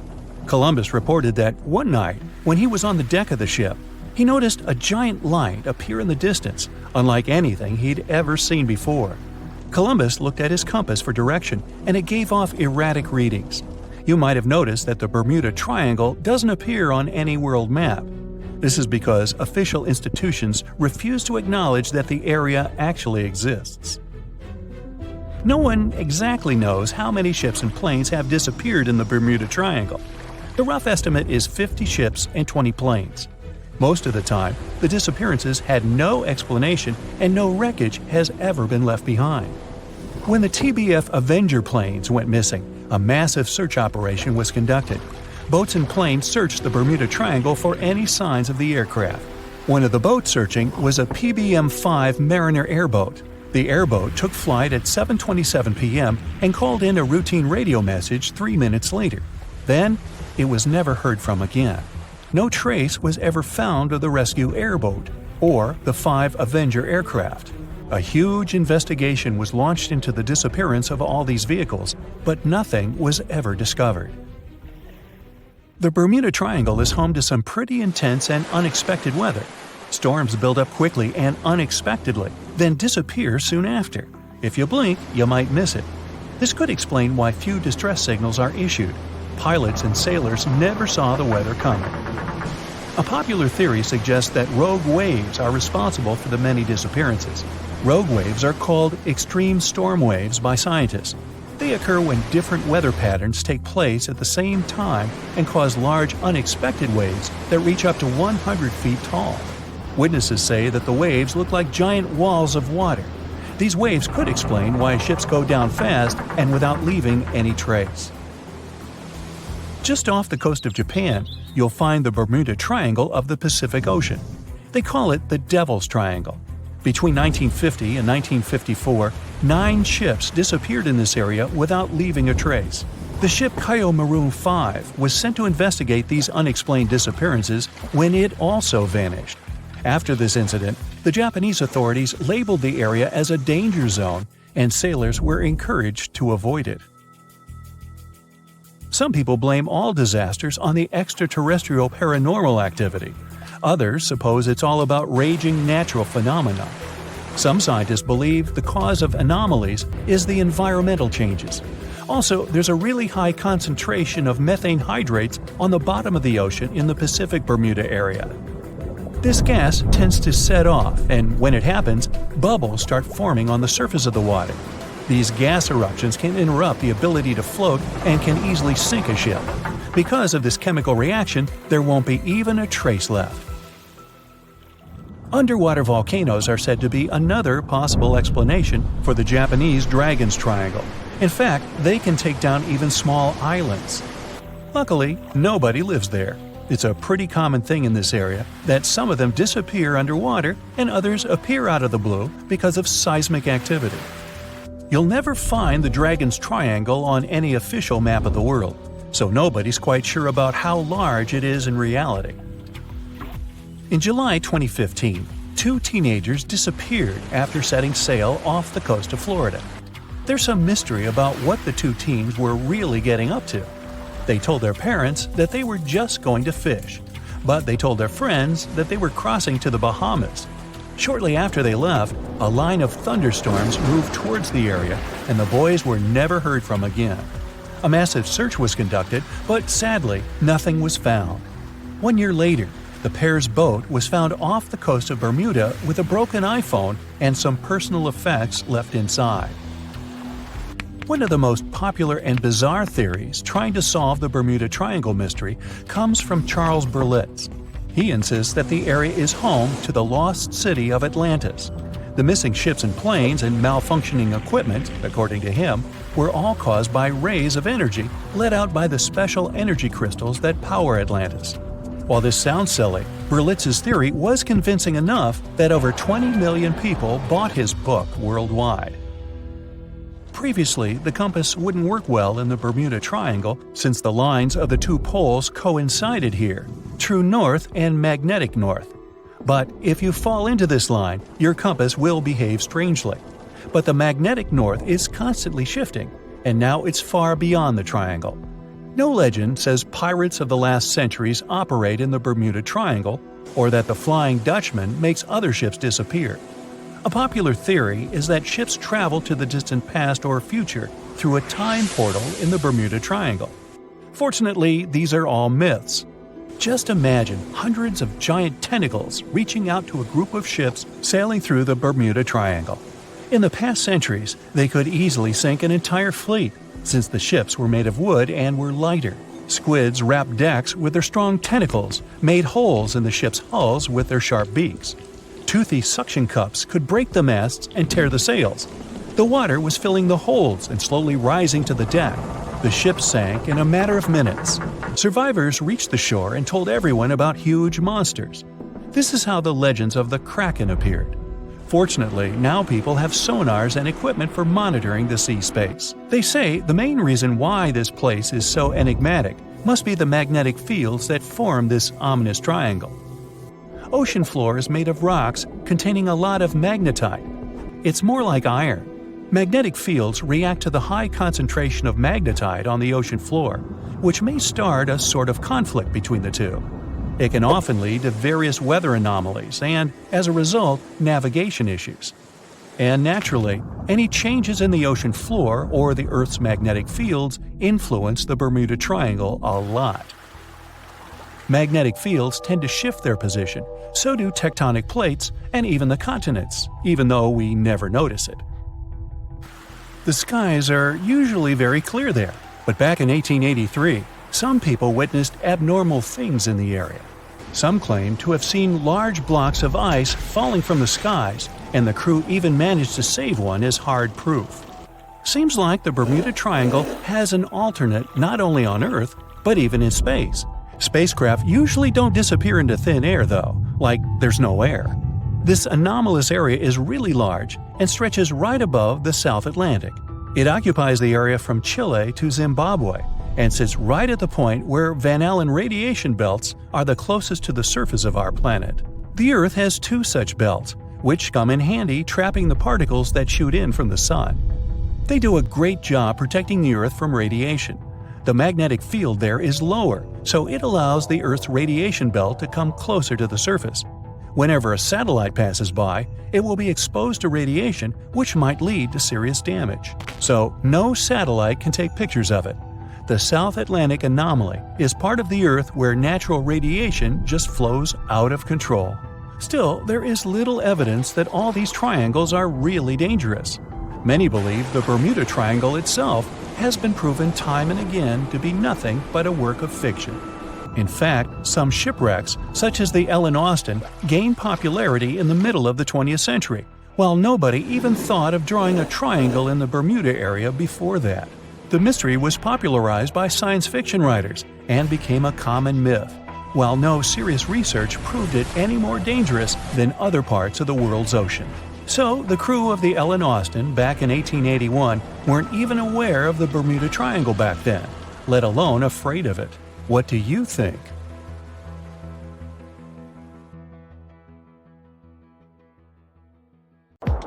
Want to high-five a sea creature?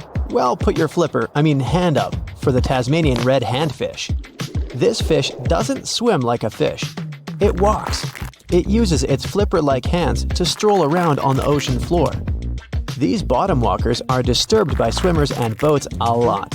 Some people even want to take them home as pets. I think it's better to just give them a wave and swim on by. The vampire squid.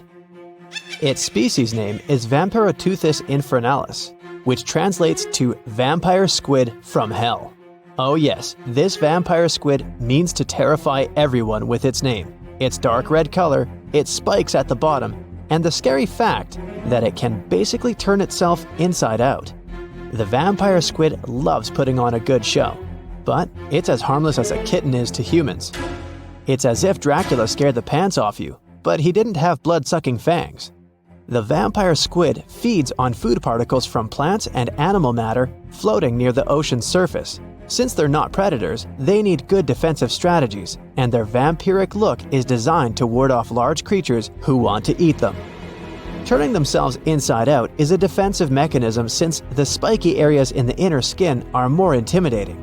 They also shoot out a substance that does not have color, but is packed with bioluminescent particles to distract predators. The vaquita. Going out on a boat off the coast of Mexico sounds like the perfect vacation. The sun, the blue water, the most endangered sea creature. Wait, what? The vaquita isn't dangerous, but don't expect it to stick around to say hello or sign any autographs. It's incredibly shy.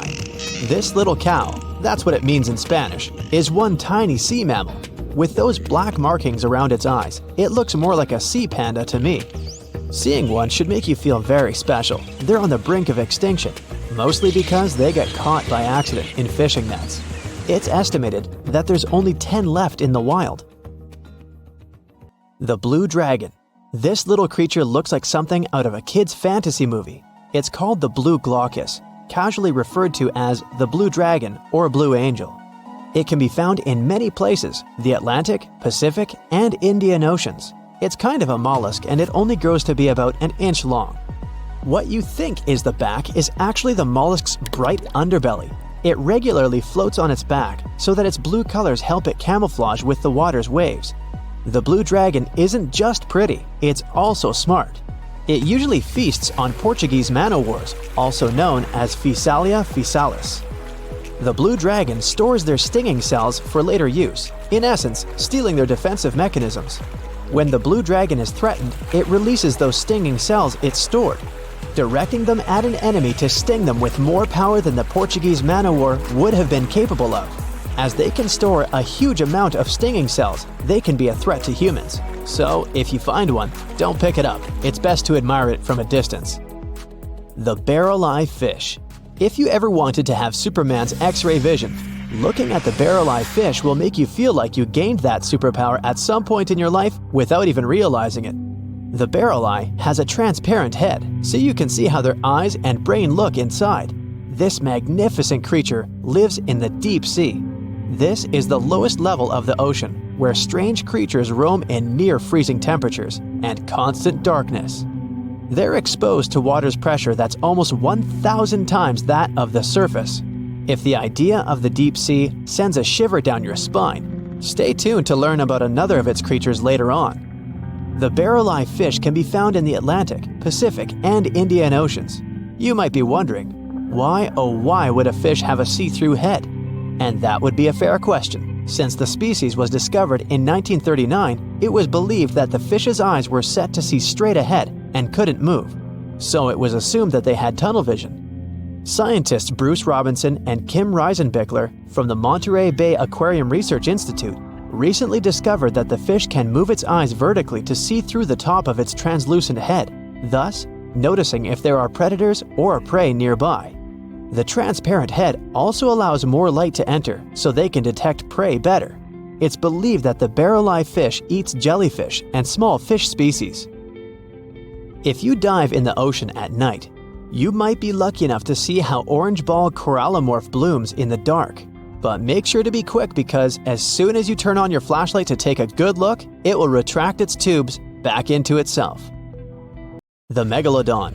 The whale shark isn't the biggest shark known to humans. If the entire shark species were a kingdom, the prehistoric Megalodon would be the ruler of the sea. Megalodon roamed the ocean a long time ago. About 15.9 to 2.6 million years back between the early Miocene and late Pliocene eras. While they've long been extinct, people are still amazed to learn about these gigantic sea beasts. Megalodon could reach anywhere between 45 feet to 60 feet in length with jaws more than 6 feet wide. A fossil of a tooth that once belonged to a megalodon measured at 7 inches. Needless to say, I'm pretty stoked that these guys have long been extinct. But there's still some adventurers out there hoping to meet this monster one day. The Dumbo Octopus. This adorable creature, or creepy creature, or however you want to see it, is officially called Grimpoteuthis. More casually, it's referred to as the Dumbo octopus, named after the Disney character. Though Dumbo, the elephant, not the octopus, was teased for his big ears, it's highly unlikely that this adorable octopus gets teased by its water neighbors. They are the deepest living octopuses, living in the deep sea, and you know how scary that place is. They're only about 8 inches tall and spend their days hovering just above the seafloor eating snails, worms, and other food they find in the current or near ocean vents. There are nearly 17 species of Dumbo octopus, and they all have differences in height, color, and body parts. If you can't get enough strange animals, you'll be glad to learn that the deep sea has barely been explored by humans. So keep an eye out. There are bound to be more fascinating animals discovered in the deep in the future. The sea angel.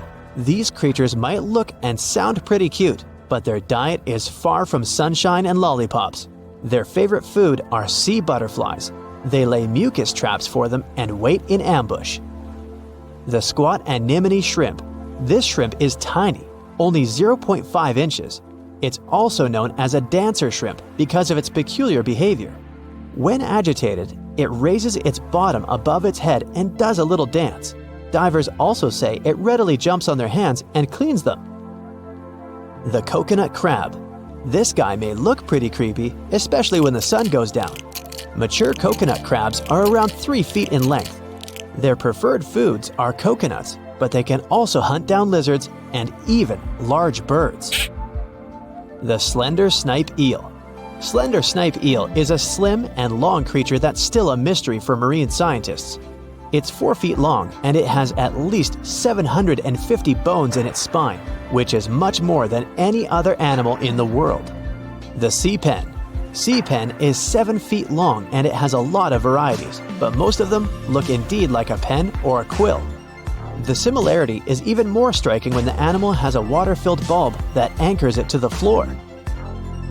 The Persian carpet flatworm. This creature looks indeed like a carpet, despite being very small by comparison. It's only 4 inches long, able to become both male and female. It doesn't really mate with other flatworms. Rather, it fights them for the right to bear posterity. The flamingo-tongued sea snails. Tourists love these extraordinary snails for their pretty colors, thinking it's a shell, but in fact, the shell is quite dull and hidden underneath colorful soft tissues. They eat softer, toxic parts of corals and store their toxins to protect themselves. Think you know what lurks in the depths of the ocean? While nearly 95% of our oceans haven't been explored yet, it's hard not to let your imagination run wild. But thanks to brave explorers, deep-sea cameras, and awesome archaeologists, we do know about some pretty incredible sea creatures living in our waters today, and millions of years ago. From the 9-foot spider crab to the 60-foot prehistoric Megalodon, these sea dwellers come in all shapes and sizes. But let's focus on sea creatures famous for their huge size. Can you guess which living species of whale is the largest? Well, it's not the orca, but that's a good guess. The orca is a toothed whale that can grow to anywhere from 23 feet to 32 feet, which is slightly smaller than a school bus. How about the narwhal? Nope, they're not the biggest either. These unicorns of the sea live mainly in Arctic waters and only grow 13 feet to 20 feet in length, and that's including their 9-foot tusk. Tired of guessing? Okay, I give in. The largest whale that still exists today is the blue whale. At a jaw-dropping 82 feet to 105 feet, the blue whale is not only the biggest whale we know of, but is currently the largest animal to have ever lived on Earth. Seriously. These animals are bigger than a T-Rex, and even the prehistoric Megalodon. If you were to put a blue whale next to a school bus, it would look like it could swallow it. Think about that. According to National Geographic, a blue whale's tongue can weigh the same as an elephant. And their hearts can weigh as much as a car. That doesn't even sound possible. It's no wonder these giants need to eat about 4 tons of krill every day.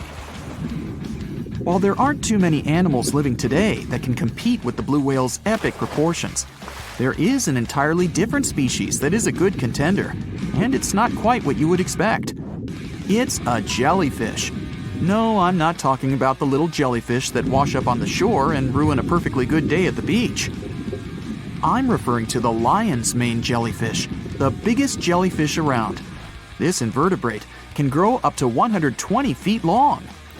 They also come in different gorgeous colors like red, purple, or even shades of orange. As if their length wasn't impressive, the lion's mane jellyfish boast a whopping 8 sets of 70 to 150 tentacles. That means they can have up to 1,200 in total. And here's the giant oceanic manta ray, the largest type of ray in the world. Their wingspan can be longer than a bus. These guys can reach 30 feet in length. They also have the biggest brain compared to body size among all fish.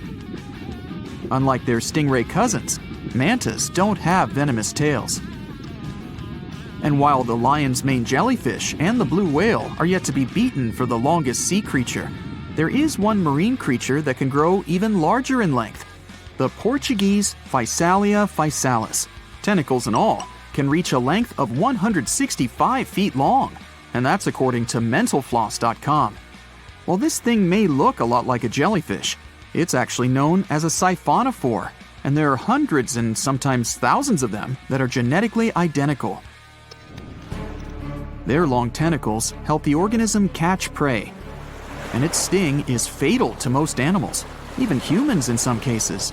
What's even creepier is that if one of the tentacles comes off the organism for whatever reason, it can float around the water for days before decomposing.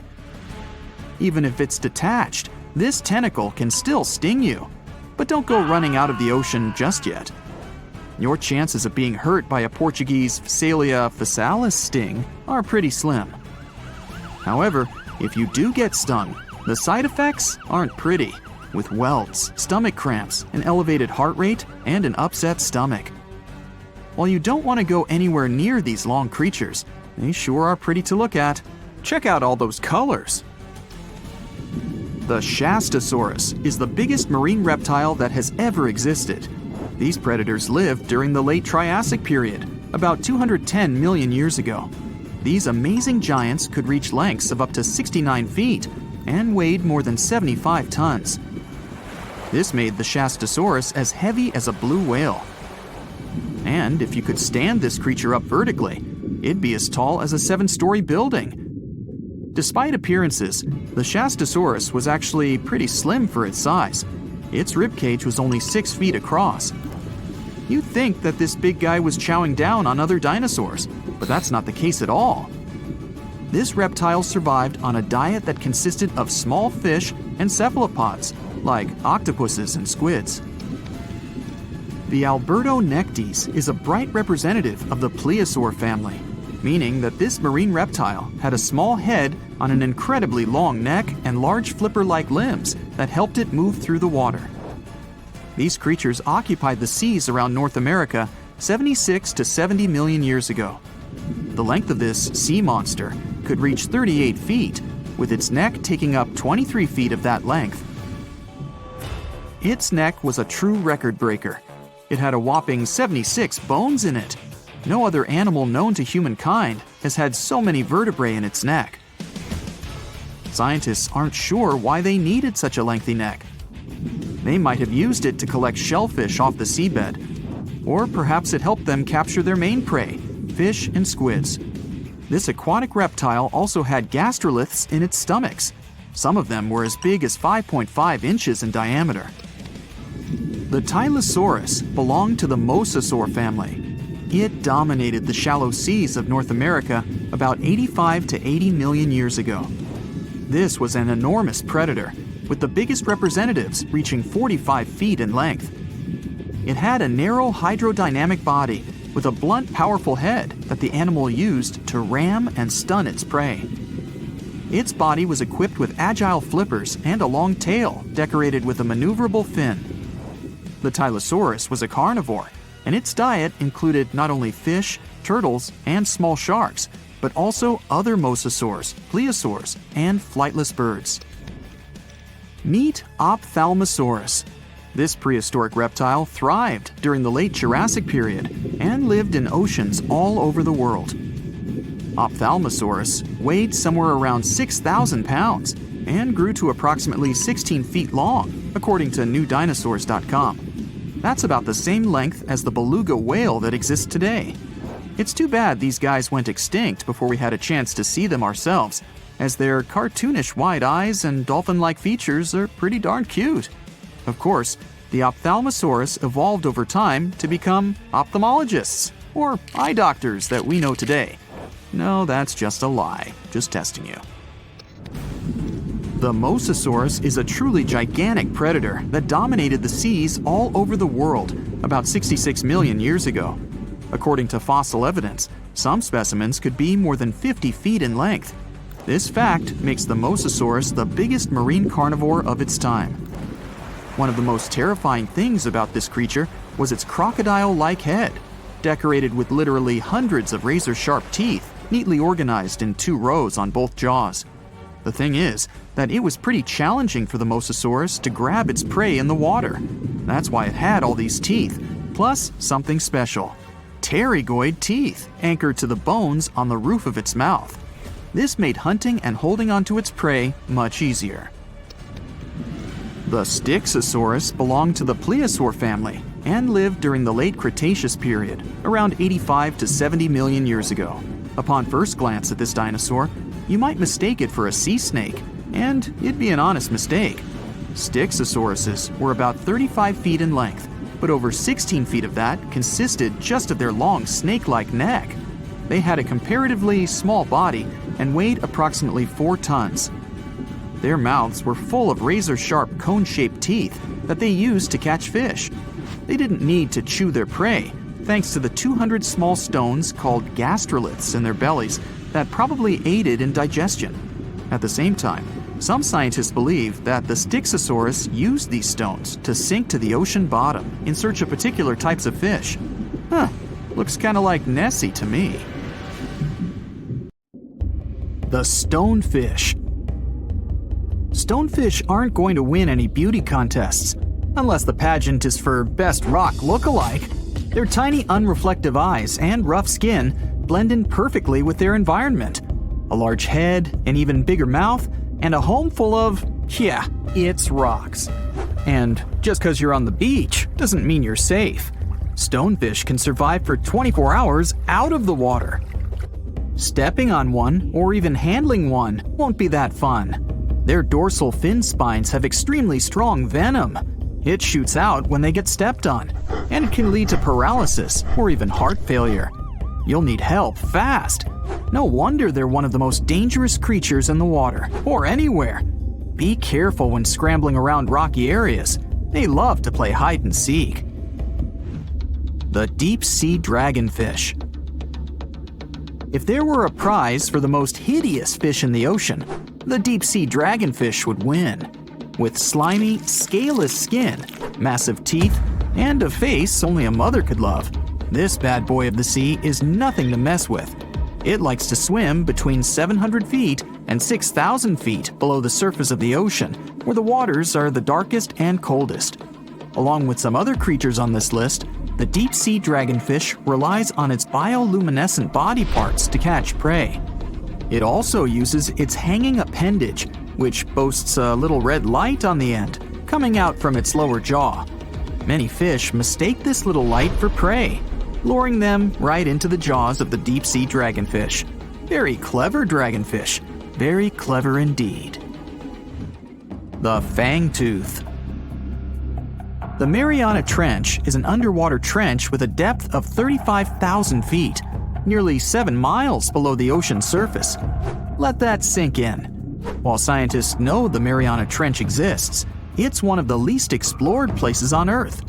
It's also the deepest area of Earth's oceans. And although many creatures down there probably haven't even been seen by humans yet, scientists have had the creepy pleasure of getting to know the fangtooth. The fangtooth fish shamelessly lives up to its name. Just look at that thing. The fangtooth is carnivorous and feeds on just about anything it can find that gets caught in its sharp-toothed mouth. These fish rely on their contact chemoreception to find prey. In other words, they can sense chemical residue that comes off of other living organisms in the deep sea. This is because they don't have any light-producing cells on their bodies, unlike many other deep-sea fish. On top of all that, it's pretty dark down there, so whatever crosses their path, they chomp on. While these guys look pretty scary, they're not a threat to humans. They only grow about 7 inches long. Even so, I wouldn't want to run into one of these things during a relaxing swim in the ocean. The Dunkelosteius. Strangely enough, this prehistoric fish, known as the T-Rex of the seas, had no teeth. Those were replaced with bony plates that allowed it to have the strongest bite among other monsters of its size. The goblin shark. If you thought the movies about sharks were scary, this next deep-sea creature will make you swear off going for dips in the ocean forever. However, it lives 3,000 feet underwater, so you'll never likely see it face to face. The goblin shark looks like a cross between a shark and a creature from your worst nightmare. These sharks boast a protruding sword-like snout with a jaw that juts out to match. Unlike other sharks that have more of a gray hue, this creepy thing looks not so pretty and pink. Aside from their scary demeanor, what do scientists really know about the goblin shark? Well, not much, except that they can grow up to 18 feet in length. Looks like there's still a lot to learn about these guys, if you dare to. By the way, did you know that sharks don't sleep? Many species have to keep water moving over their gills to get oxygen, so they can't fall into a deep sleep like we do. That's why they stay half awake during rest. Typically, sharks don't even close their eyes. The cookie cutter shark. This shark is a living horror, with lower teeth being big and sharp, while the upper ones are much smaller. When its teeth fall off, the shark eats them to maintain calcium levels. Pretty smart solution for a shark. The frilled shark. Studying the frilled shark is like looking through a portal back to prehistoric times.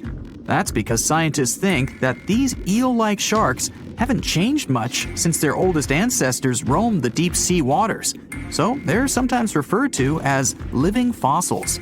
These sharks' mouths are filled with a terrifying 25 rows of backward-facing sharp teeth, 300 in total. They're designed to grasp prey and hold them tight so they can't get away, according to early studies of the shark conducted in 1884 and published in the Bulletin of the Essex Institute. Luckily for swimmers, the frilled sharks live between 390 feet and 4,200 feet below the ocean's surface, so they'll probably never run into them. Probably. This is probably the worst nightmare of any dentist. The northern stargazer. Take a look at this cutie.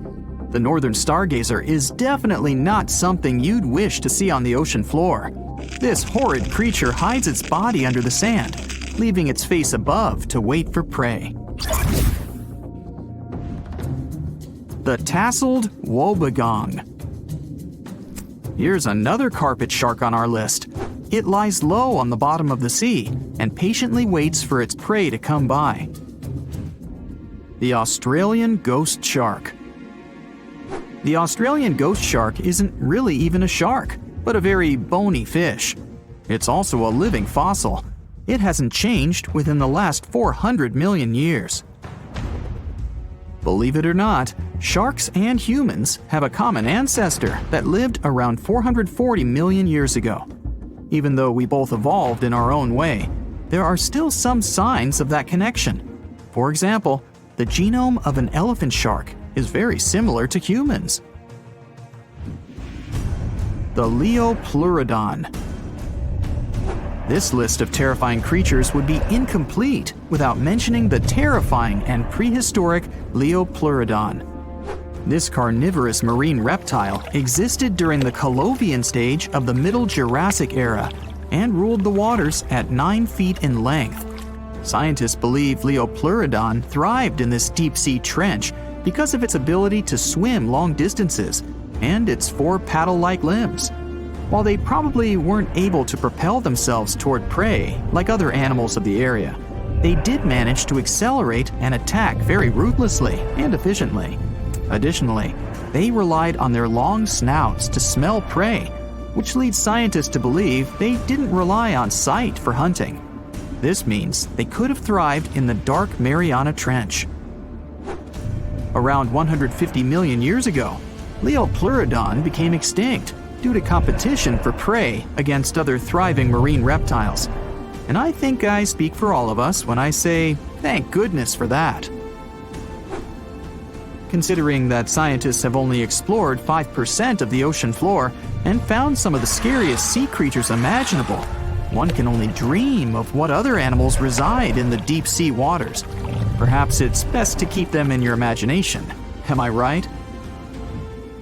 The megamouth shark. This shark is a filter feeder, and it's friendly to humans, although its huge mouth can look quite threatening. Like basking sharks, it swims with its mouth constantly wide open, as if it were on Twitter. The gulper eel. This deep-sea eel has an easily distended belly that allows it to swallow prey twice its size in a single monstrous bite. They have very unusual jaw shapes and can reach about 2 to 3 feet in length. Do you see that large log near the ocean floor? Maybe it's part of an old ship. Treasure, gold, diamonds, I'm rich! Well, as you get closer, you notice something. It's swimming! It's not a shark or a dolphin, it's a saltwater crocodile! Now don't panic.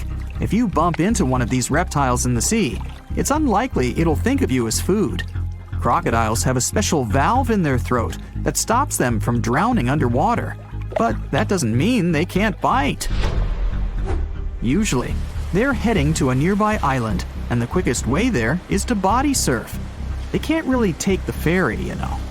Watching one from a distance should be okay. Just don't swim to shore right away. They love to ambush their lunch in shallow water. If there's one time I'd want to see a great white shark, it's when I'm diving with crocodiles. They'll gladly take a crocodile-sized nibble, given the right motivation. Sharks, stingrays, crocodiles. If you encounter any of these whilst in the water, you know what to do. Get away quick. But let's look at some visually less intimidating underwater creatures that you should do the exact same thing upon seeing, as they can be just as dangerous in their own unique ways. Let's start with the pufferfish. Why is this bizarre-looking fish that's usually no more than 3 feet in size something you should avoid? Well, let's first address the strange appearance of the fish. For those of you who've never seen it, which is unlikely given its prominence in numerous film and television shows, you'll be aware that they have the unique ability to inflate themselves like a balloon. Researchers believe they developed this feature as a defense mechanism, given that their slow and clumsy swimming style makes them vulnerable to predators. So, instead of trying to escape by outswimming their chaser, the pufferfish can inhale large amounts of water or even air and expand up to 3 times their original size. They're able to do this because their stomachs are highly elastic, and by the time they're finished inflating, they look like a football. Well, a football with spikes, that is. These spikes are known as spines.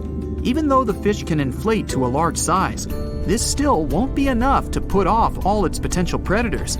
So, these spines' purpose is to make the pufferfish even more inedible.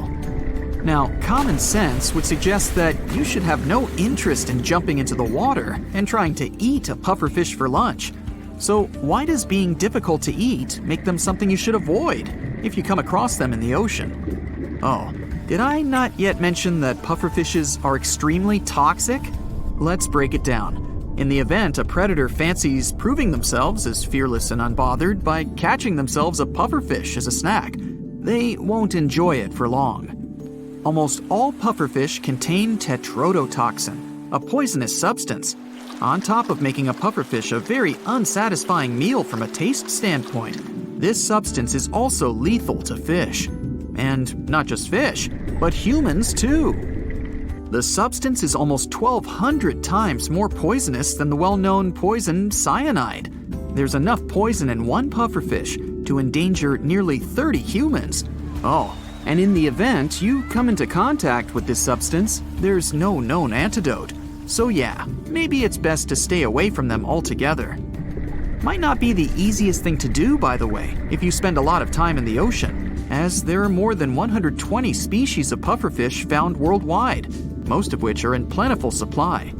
They range in size from the 1-inch long dwarf, or pygmy puffer, to the giant freshwater puffer, which can grow to more than 2 feet in length. They all have 4 teeth that merge together into a beak-like form. Not to worry though. Thankfully, pufferfish don't have any real interest in humans. They're carnivorous, but their diet mostly consists of invertebrates and algae. Bigger pufferfish will even crack open and eat clams, mussels, and shellfish with their hard beaks. The pufferfish are believed to synthesize their poison from the bacteria in the animals they munch on. Who would have thought that those fish that look like the similarly named puffer ball could be so dangerous? So what's the next underwater creature that you should express caution around?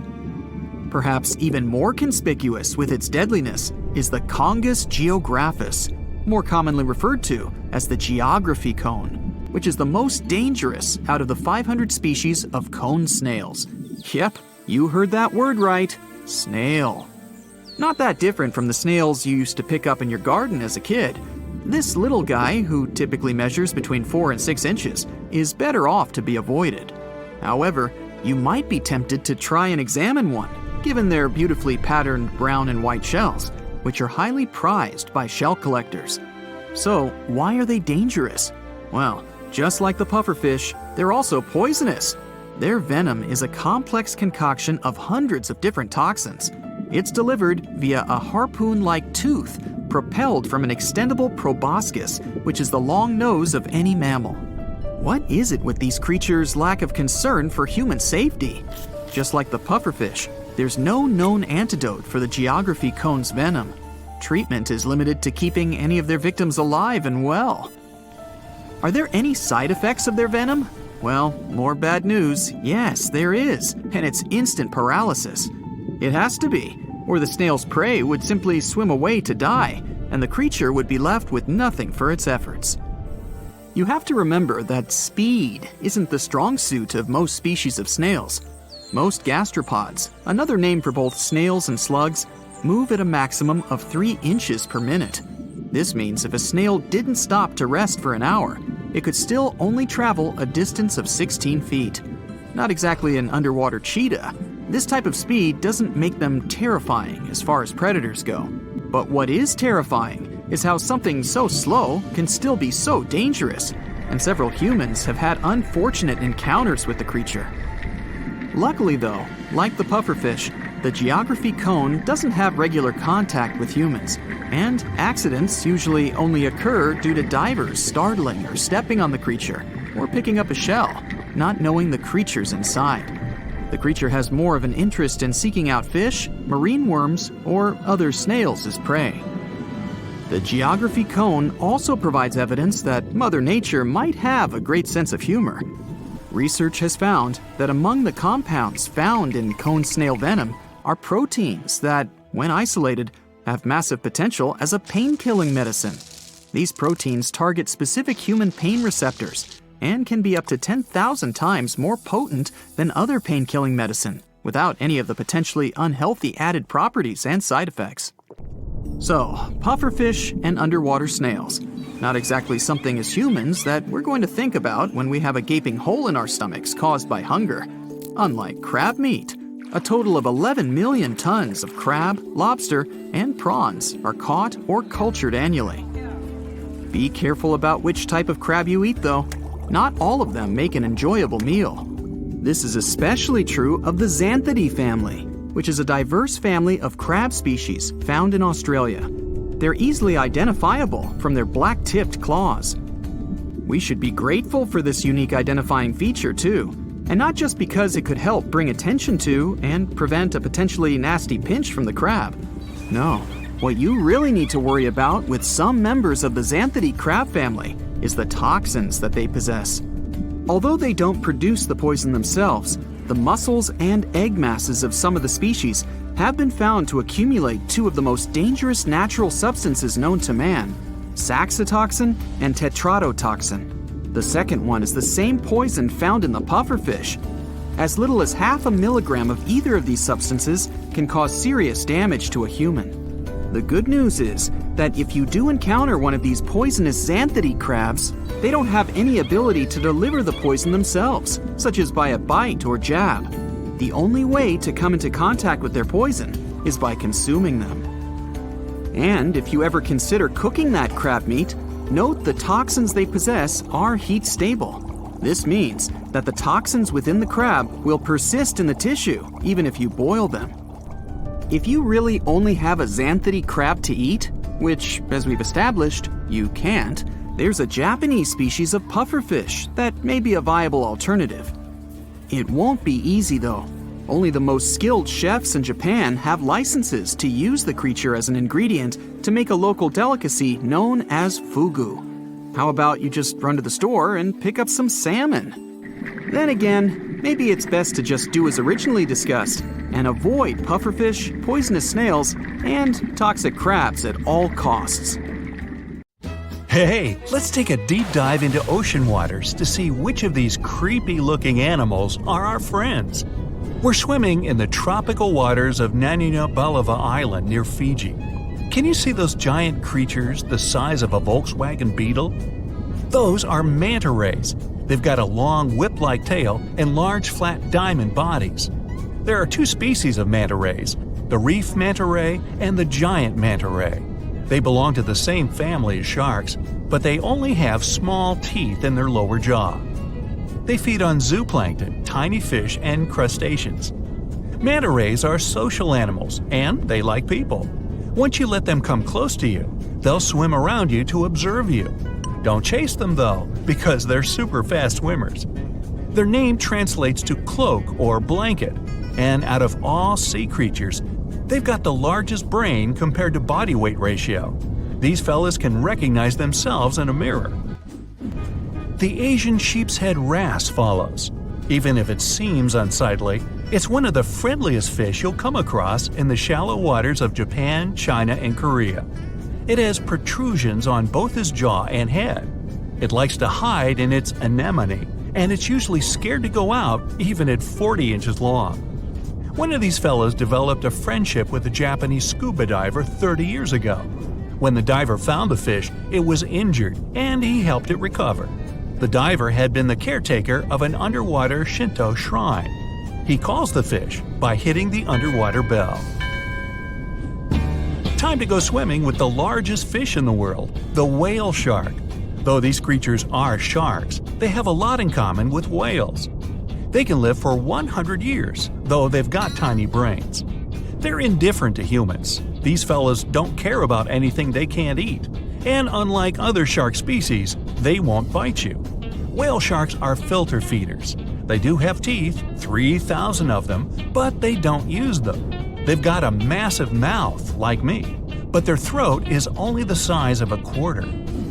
Next, we have the sunfish, a fish without a tail that looks like it's been cut in half. It has large fins, and when you see it breaching on the surface, you'll think a shark is approaching. The sunfish dives deep in the water to let other fish exfoliate his skin and remove parasites. Once they're done, it returns to the surface to sunbathe. It's also a voracious eater. If it sees you in the waters, it'll likely approach you and observe you. Within a day, you'll be able to feed it from the palm of your hand. Time for the animal that looks like it's always smiling, the bottlenose dolphin. It's one of the most social sea creatures, and it travels in groups. It enjoys playing, hunting, raising calves, and helping out its community. Bottlenose dolphins are excellent swimmers, with speeds reaching 19 miles per hour. They usually come up to the surface to breathe air through the blowhole on their head. These creatures are great communicators, and they send messages to each other. They use echolocation to navigate and find food. When they spot people, they become very friendly, so much that they let their guard down, and it makes them vulnerable to other sea creatures such as sharks. Heading to the Pacific coast, we'll come across some gray whales. Their skin is covered with parasites and other organisms that make their snouts look like rough pieces of rock. We gotta get on their nice side first. Gray whales can attack a large boat, a ship, or a vessel if they sense their calves are in danger. But generally, they're friendly and appear unbothered by rowing kayakers. In some cases, they'll approach small boats and allow humans to touch them, though you're required by law to keep your distance. If it wants to get closer, it will. If it feels threatened, it will act aggressively. Now, let me show you a fish with a tool on its head, the hammerhead shark. Their skull helps them with hunting. Their eyes are placed on the hammer's outer edges and gives them a 360-degree vertical view. But they've got a blind spot in front of their nose. Their heads are like metal detectors. Most of what they want is below the sand surface. So they lightly dip their heads in the sand and sweep up whatever is under there. You'll see them in temperate and tropical waters, both near the shorelines and offshore. They usually move in groups. They're mostly harmless to humans and divers, but there have been a few occasions where they got aggressive. But before they do, they'll give you a bunch of warning signs, and divers know how to handle them. Now, I'll show you something kind of smaller, the sea lion. These creatures are a bit tricky. They're playful, aggressive, arrogant, smart, and above all, curious. Sea lions can't breathe underwater, but they can dive almost 1,000 feet deep, and they can hold their breath for a long time. They take in air through their nose, and once they dip their heads in the waters, their nostrils slam shut. If they spot humans at the beach, they'll stay away and wait for them to leave. Wild sea lions aren't the friendliest to anyone, especially if they feel threatened. The approachable ones have been trained in captivity. Beluga whales are next. They're white with bulgy heads, and they're amongst the most social and loudest you'll ever meet. Their upwards-facing mouths make them look like they're smiling. When beluga whales are born, they're a dark gray shade. It takes 8 years for their skin to turn white. They can change the shape of their heads by blowing air around their sinuses. Beluga whales love humans. Once they make human friends, they don't want to leave. Even though they're wild animals, they become too entrusting with people. Marine biologists suggest staying away for their safety. Have you heard of sea cows? Those are actually called manatees. You'll see some in rivers and others in the ocean. Even though they're large, they usually stay in shallow coastal areas, munching on seagrass, leaves, and algae. Manatees bring their heads to the surface every 4 minutes or so to breathe, but they can hold their breath longer than that. They're slow travelers, and even if they aren't as smart as dolphins, they can understand colors. These fellas are gentle giants, and they like to approach humans searching for warmth. Next, we've got the basking shark, the second largest shark in the world. Their mouth is their most impressive feature, like me, since it can open more than 3 feet wide. Okay, you win. These creatures have an intimidating appearance, but despite their size, they're harmless to humans, and divers swim with them. They're very social and can form schools of 100 individuals. They swim near the water surface, filter feeding on plankton. They too have a bunch of teeth that they don't use. Do you know which creature can sing loud songs for 30 minutes? I know, berry manatee. That might be before your time. Actually, it's the humpback whale. Scientists aren't sure why they make those low howls and noises. They might be trying to communicate with others to attract mates. You'll see them near coastlines, feeding on tiny food, and they use their flukes to propel through the water. Humpback whales are less friendly than gray whales because they're very cautious. But they're the heroes of the ocean. They try to save other animals from orcas, and experts say they're capable of decision-making and problem-solving. On one occasion, a humpback whale jumped in to save a whale biologist from a tiger shark. Now, let's try to spot the expert in disguise, the Caribbean reef octopus. The specialized color cells help it blend in with the sand and ocean rock's rough texture. But Caribbean reef octopuses are loners, and they like to get around on their own. This creature is also teeny tiny. It can grow almost 5 inches, and with their legs getting as long as the average person's foot. If you get too close to them, they'll likely turn blue and warn you that they feel threatened. Even though they're trusting, it's better to keep your distance to keep them calm. A weird-looking creature walks around like a living vacuum cleaner down in the ocean's pitch-black depths. I'm talking about sea pigs. They got their name from their pinkish bodies, and they fit in the palm of your hand. These creatures don't swim, they walk around on the seafloor. Their legs consist of 5 to 7 pairs of enlarged tube feet, and they have tentacles around their mouths to fiddle through the mud to find scum to munch on. Yumbo! Since they're vulnerable, they have poisonous skin for protection against other sea creatures. If you encounter one, it'll be quite friendly, but if you want to keep it as a pet, you'll need a very deep tank. Speaking of slimy water creatures, let's talk about comb jellies. They're friendly animals that like to swim close to the shore on warm summer evenings. There are 2 types of comb jellies, some with 2 tentacles and some without any. You can spot them at night since they glow in the dark and light up the waters. One of them is the sea gooseberry.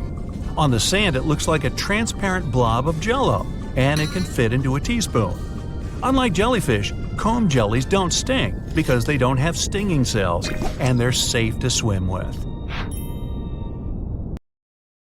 Wow, look at this cute little cookie cutter.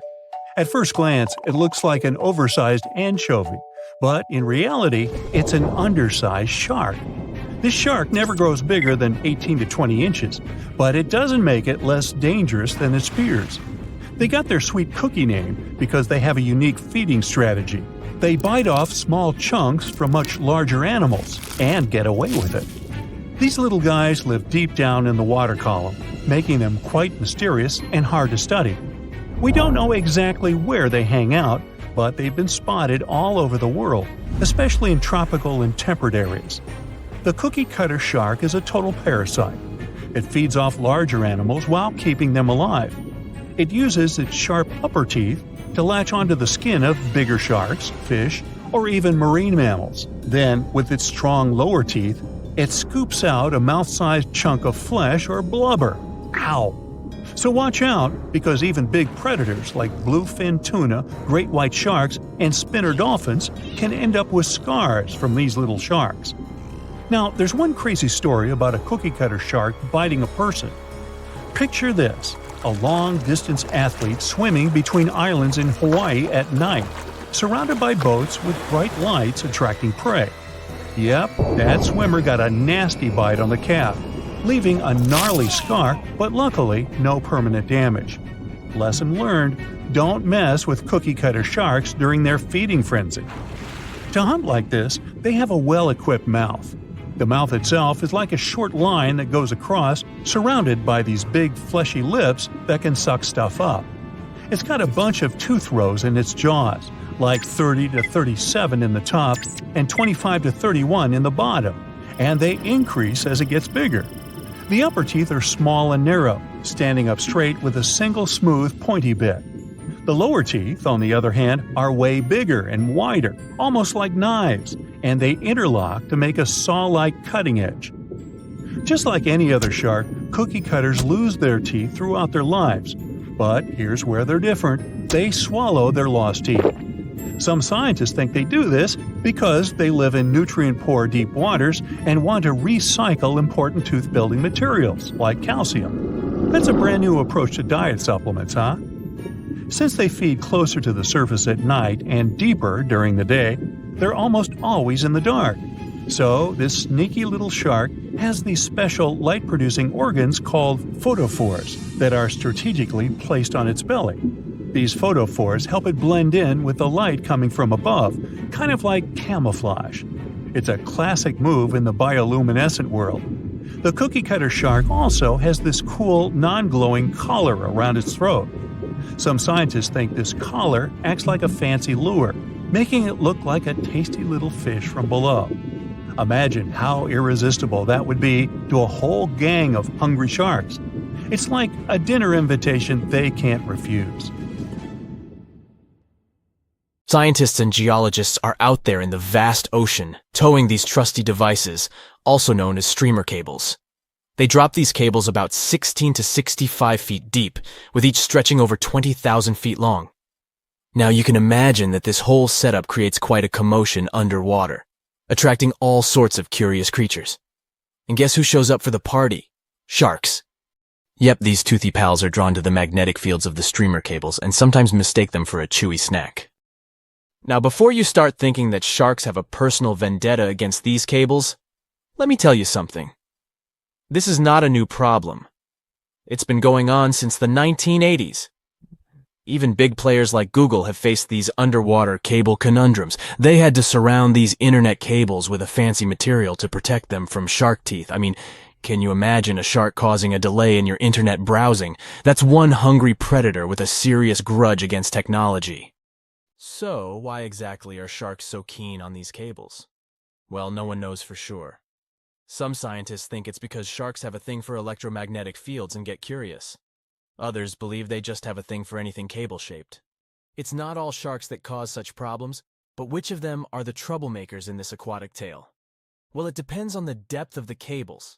For example, when it comes to a particular depth, the bull sharks seem to be the mischief makers. These bad boys have solid gray physiques and short snouts. They're like the bullies of the underwater neighborhood, causing trouble wherever they go. Bull sharks are widely found in tropical and warm waters around the world, and they seem to have a knack for seeking out these streamer cables. Now I know what you're thinking. Did these scientists really catch a group of bull sharks and make them bite cables just for science? Nope, they're way too clever for that. Instead, they used a 3D scan of an authentic bull shark jaw to create a computer model. Talk about high tech. They simulated shark attacks on the cables, measuring the impact and compression forces. It turns out that a shark can really do a number on those cables. But here's the kicker. The strength of the cables depends on how fast the shark is swimming when it decides to take a chomp. So if you see a shark cruising by at top speed, you better watch out for those cables. But wait. We can't blame the poor sharks entirely for the fate of these underwater cables. A 2009 report points out that a lot of fish have a considerable history of nibbling on cables. It's like a buffet for these underwater creatures. Barracudas, sharks from shallow and deep waters, and even some other sneaky culprits have been identified as cable biters. They just can't resist sinking their teeth into the cable wrapping, which then lets the power conductor hang out with the seawater. It's a recipe for cable failure. Still curious about the fascinating world of cable installation? Did you know that more than over 90% of international data takes a watery journey?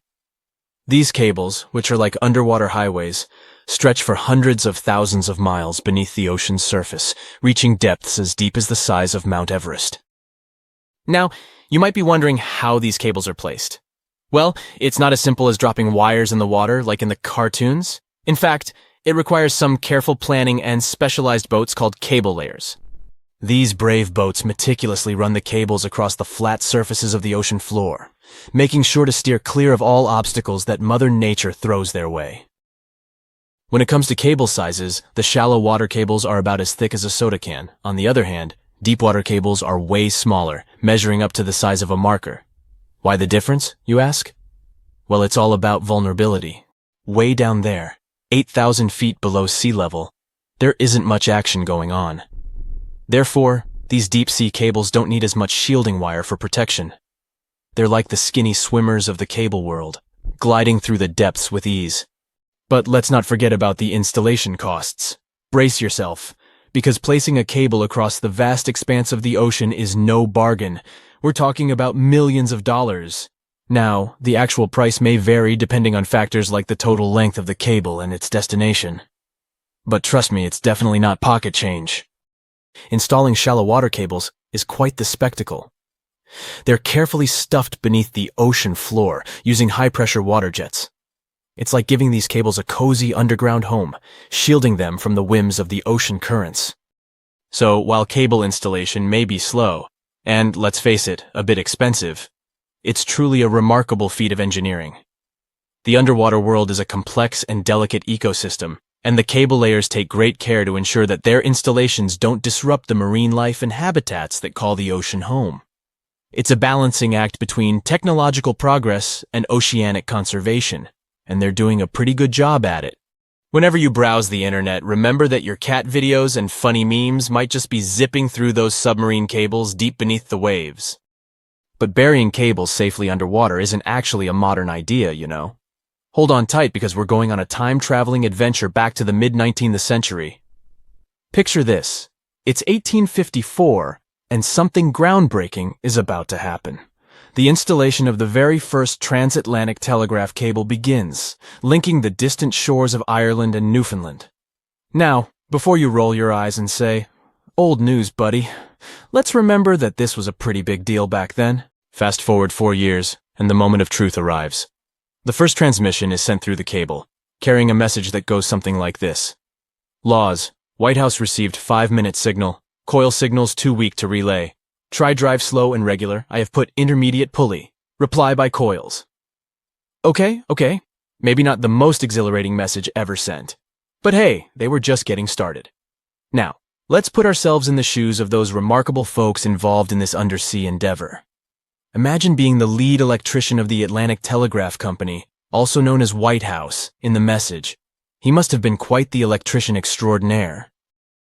To put things into perspective, while our cable pioneers were busy laying the groundwork for transatlantic communication, the world outside was bustling with activity. Charles Dickens, that literary genius, was still crafting his timeless novels. Meanwhile, a little settlement named Dallas was officially incorporated in the vast state of Texas. It's pretty incredible to think about how far we've come since then, with our high-speed internet and seamless global communication. Could you really take down the internet by simply going underwater with a pair of wire cutters? Well, technically, yes.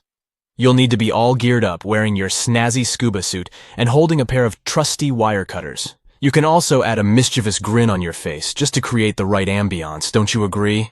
Now, let's get serious. Cutting through those super important submarine communications cables is no easy task. They carry thousands of seriously dangerous volts.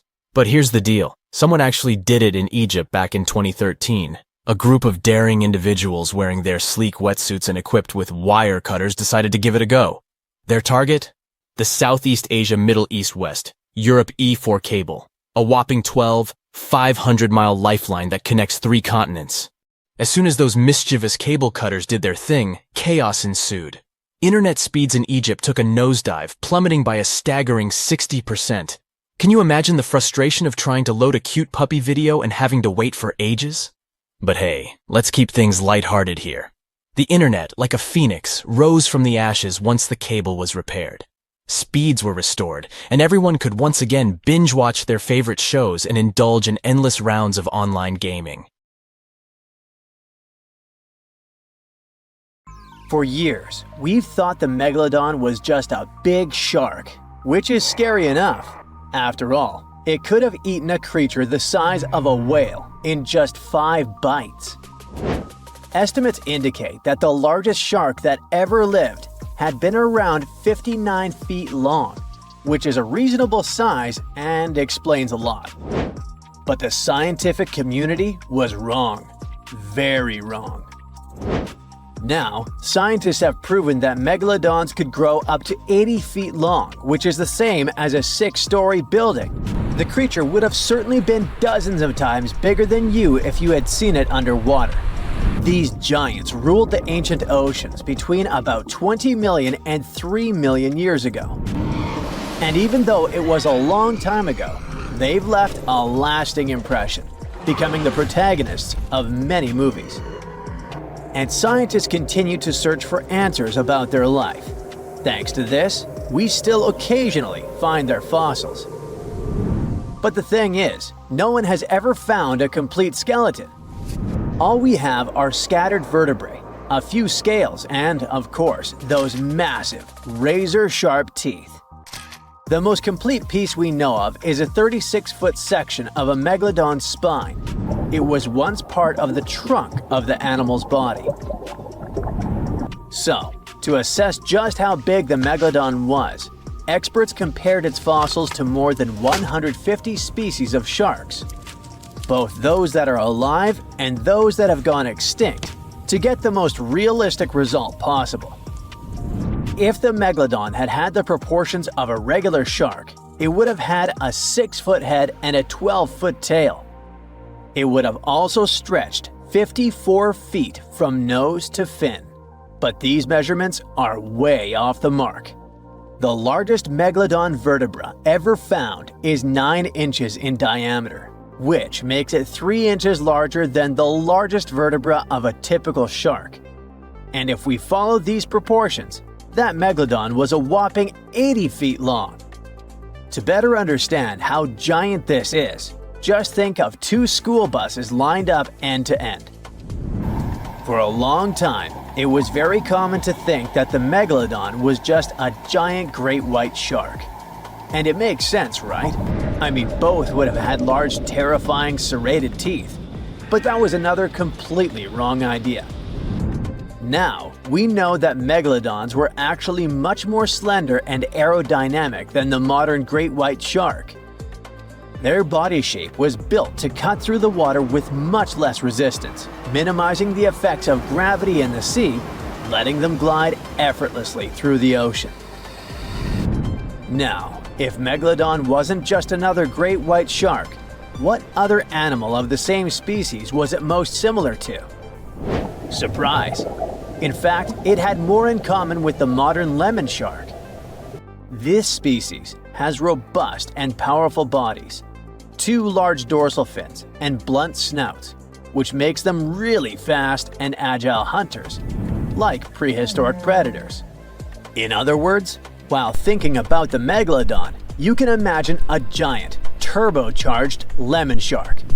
This is the most modern comparison of the megalodon with another animal, unless scientists find a complete skeleton of the ancient shark. But it's not common to find complete shark skeletons. They're rare because they're actually made not of bone but of soft, coated cartilage, like the stuff in human noses and ears. Their teeth are the boniest part of their bodies, and it's the reason why we've found so many of them. Yet, a complete skeleton is like scattered puzzle pieces to us. There's no solid bone to hold these pieces together, so the whole thing is very vulnerable to falling apart. Still, it's actually possible for an entire shark skeleton to survive. In these cases, very specific natural phenomena have to come into play. The skeleton needs to get buried super fast in mud or sediment, free of any kind of scavengers and away from ocean currents. Otherwise, it simply disintegrates before it can fossilize. Interestingly, although the sea is the home of these animals, it is possible to find their skeletons on land too.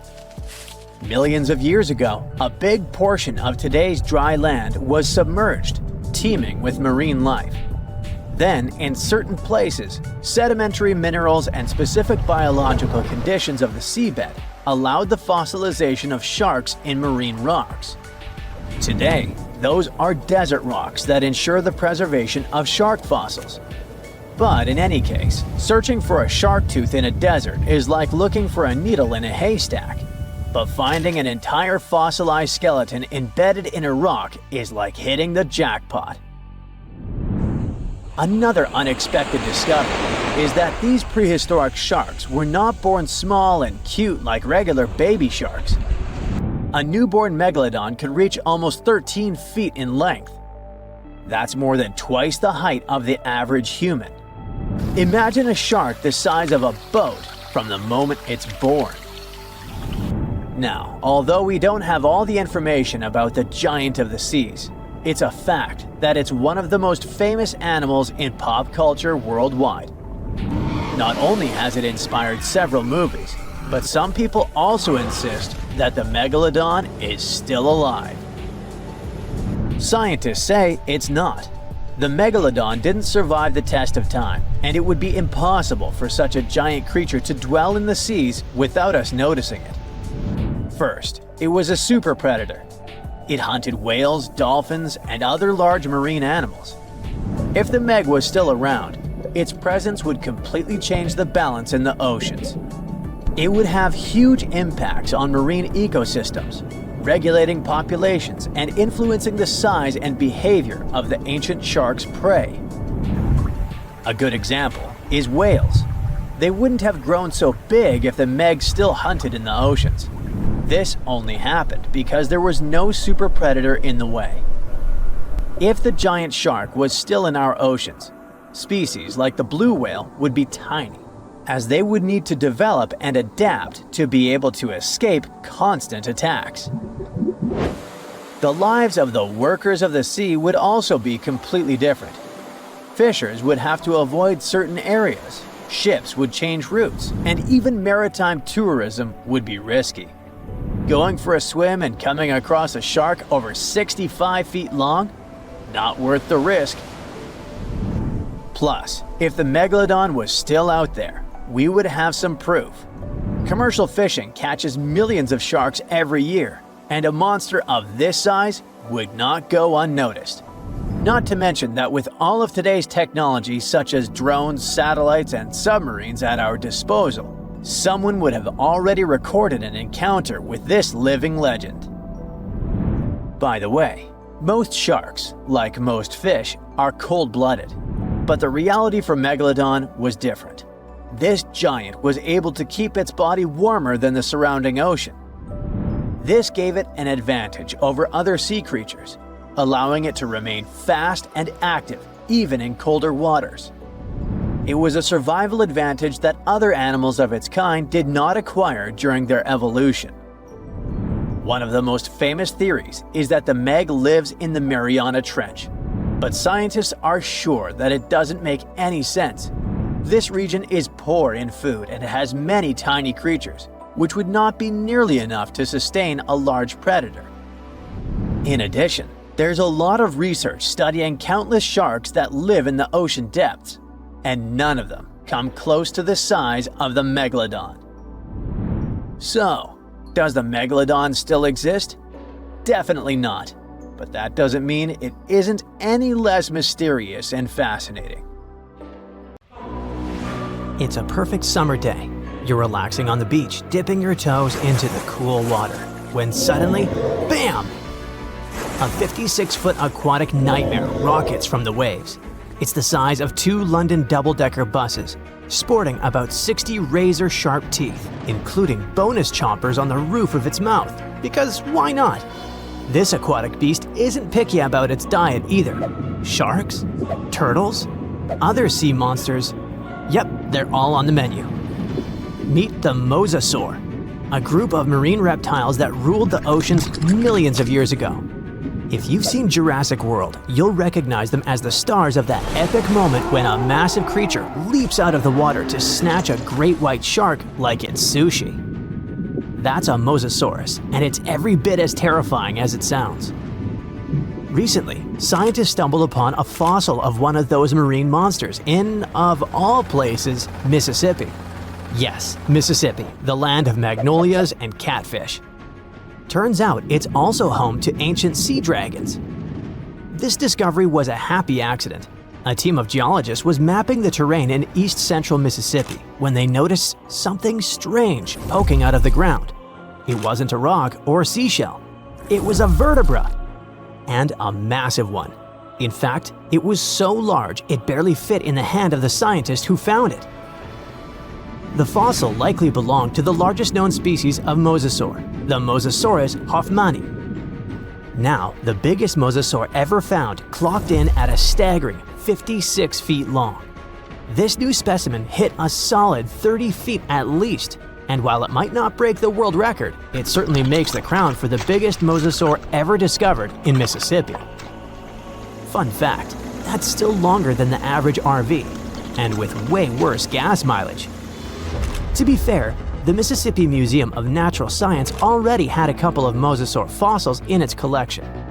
But this newcomer might just steal the spotlight. And this isn't an isolated incident. In 2015, paleontologists unearthed the skull of a 24-foot-long mosasaur in North Dakota. Years later, a private fossil hunter, yes, that's a thing, found an equally huge mosasaur in Texas. Well, its jaw at least. These sea monsters, also known as sea dragons, by the way, actually have one of the wildest origin stories in paleontology. The very first skull was found way back in 1764 in a chalk quarry in the Netherlands.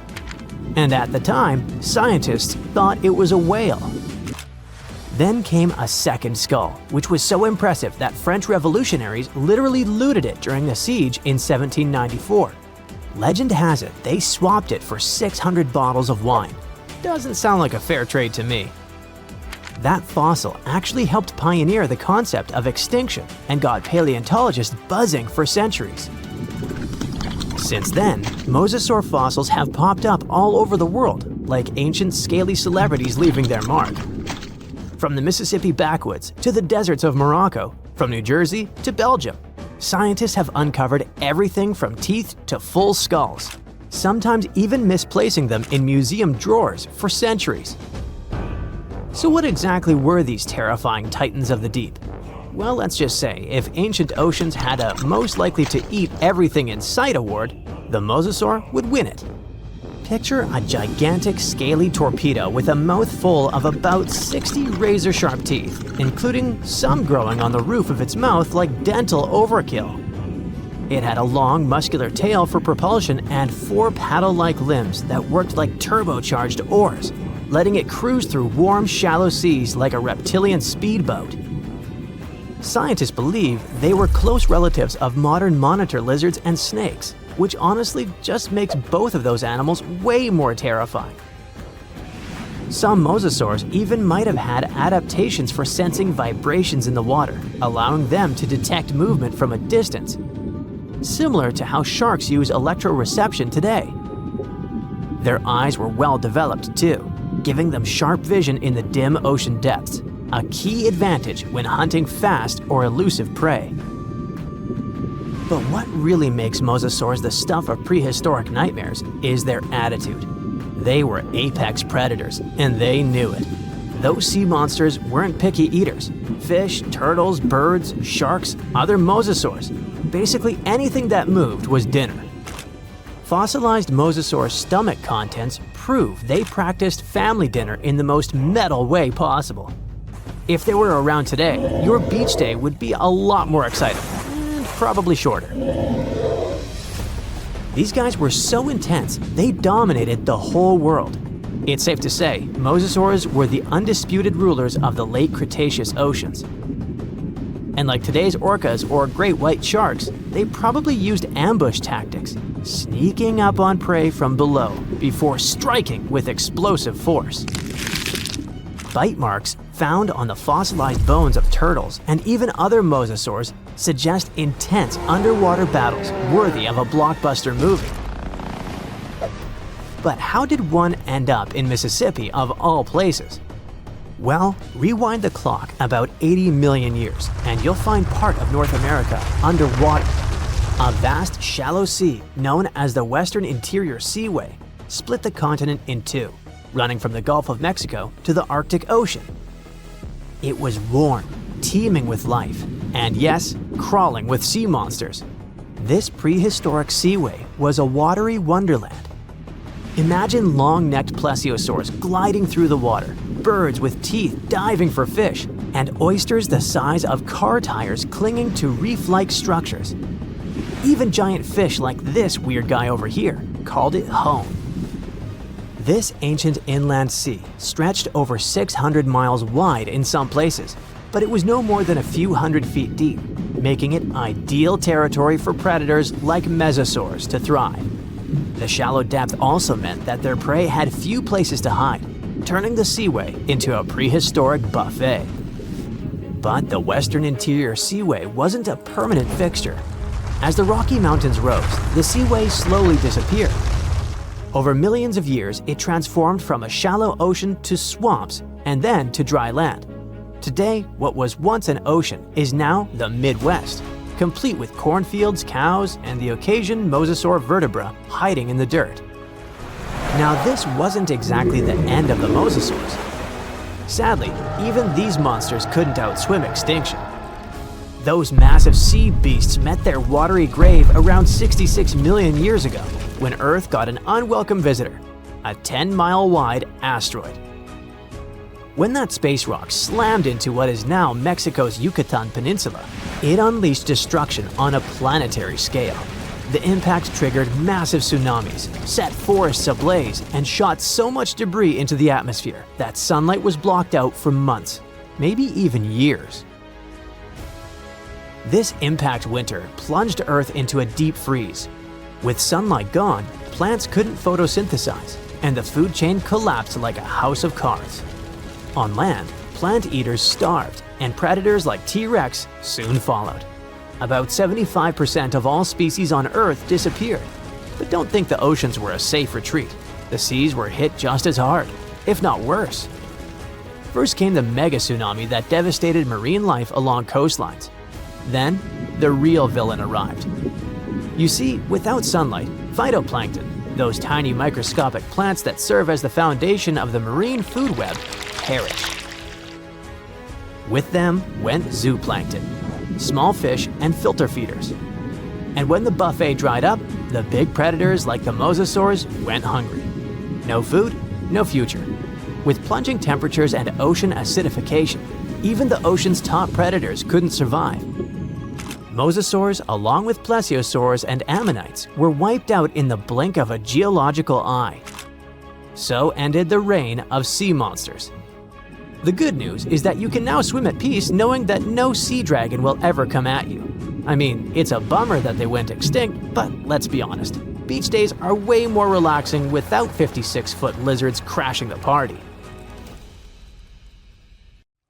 North Africa at night. A ferocious predator is lurking in the darkness. Swimming in a murky river and trying to catch a fish as big as a car. Suddenly, long, sharp teeth flash in the dark. What is it? A really big crocodile? Nope, definitely something worse. This time we decided to go about 100 million years back in the past. Over there, you won't find those modern ordinary predators you're used to seeing on National Geographic. This fella is a 50-foot-long beast with sharp 6-inch-long teeth and a sail with spines on its back. Hello, Spinosaurus. This is the only dino we know about that liked to live in the water instead of on land like most other dinosaurs. It was really good at swimming and had some cool adaptations that helped it spend much time in the water and survive. For example, its unusually long spines were as long as surfboards. But the sail wasn't just for looks, though. Spinosaurus might have used it to communicate with other creatures. When its sail popped out of the water, it was like showing a warning sign to all potential intruders that said, Hey, stay away from me! Don't you see I'm busy? Many smaller creatures quickly got away after seeing these spines. They had some time to escape because Spinosaurus was catching its prey and wasn't paying that much attention to the rest of the world. But it seems that this time, not everyone got the message. A pair of eyes popped out of the water. The creature took a look at Spinosaurus's dinner and came closer, licking its lips. And now, as it comes closer to the shallows, we finally see what it is. A Purosaurus. Crocodiles in any form or period of time are scary, but this one is particularly terrifying. Longer than a school bus, and with an enormous mouthful of incredibly sharp teeth. We're looking at an extinct genus of giant caiman that mostly lived in Central and South America about 8 million years ago. They would always go after mammals, smaller crocodilians, birds, reptiles, and amphibians. We're looking at one of the biggest crocodilians, as well as one of the biggest reptiles, that roamed our planet after dinosaurs went extinct. Its head alone is around 5 feet long, nearly as long as the whole body of the majority of caiman species that exist in the modern animal kingdom. Check out its giant teeth as it opens its mouth, reaching for the fish the Spinosaurus had caught earlier, a sound of a locking jaw. Its teeth missed the dinner. Spinosaurus saw the enemy coming and moved it to the other side, but it's now angry that this stranger dared to come to dinner uninvited. It goes toward Purosaurus, but very carefully. You don't want this giant crocodilian to catch you, considering it has one of the strongest bites of all creatures that have ever walked, crawled, or swam on Earth. Until recently, researchers believed the caiman showed up in the animal kingdom around 8 million years ago. But some studies from 2020 showed big bite marks on a 13-million-year-old sloth that could have been the work of a Purosaurus. None of the other 6 ancient crocodilian species in that area had teeth as big as this fella. They could crush bones. Plus, the Purosaurus was never afraid of the challenge of going after bigger and trickier animals. These crocodilians lived in a giant wetland area called Pebas, located in what is now Bolivia, Brazil, Peru, Colombia, and Venezuela. This was home to some incredibly big creatures, including rodents as large as buffaloes and gigantic turtles, but the Purosaurus didn't only go after them. There were fierce, strong, and large reptilians, Griposuchus, Morasuchus, Stupendemus, that he was hunting too. They were ferocious predators a rare animal could escape from, until the Purosaurus entered the scene. Considering its size, the Purosaurus needed about 88 pounds of food every day to survive. That's a lot of food, almost 20 times what the American alligator from modern times needs to thrive. The Spinosaurus tried to approach its enemy from the back, but it was hard to go past its giant 40-foot-long body. The Purosaurus kept clicking its teeth, trying to play its strongest card, to catch the opponent and drag it into the murky water. At one moment, the Spinosaurus took a look behind, wondering if it would be better to go in that direction.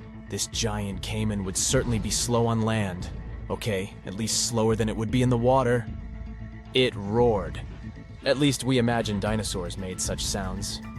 We believe it because of all those movies where the crew mixed the sounds different modern animals made to get the roar we'd associate with dinosaurs. Some believe dinos probably made sounds that reminded more of the way doves coo or ostriches boom, but it's too late. We're going for the roar here, it's way cooler. The Spinosaurus ran toward the water. It's not like it didn't stand a chance there. It did really well in the water.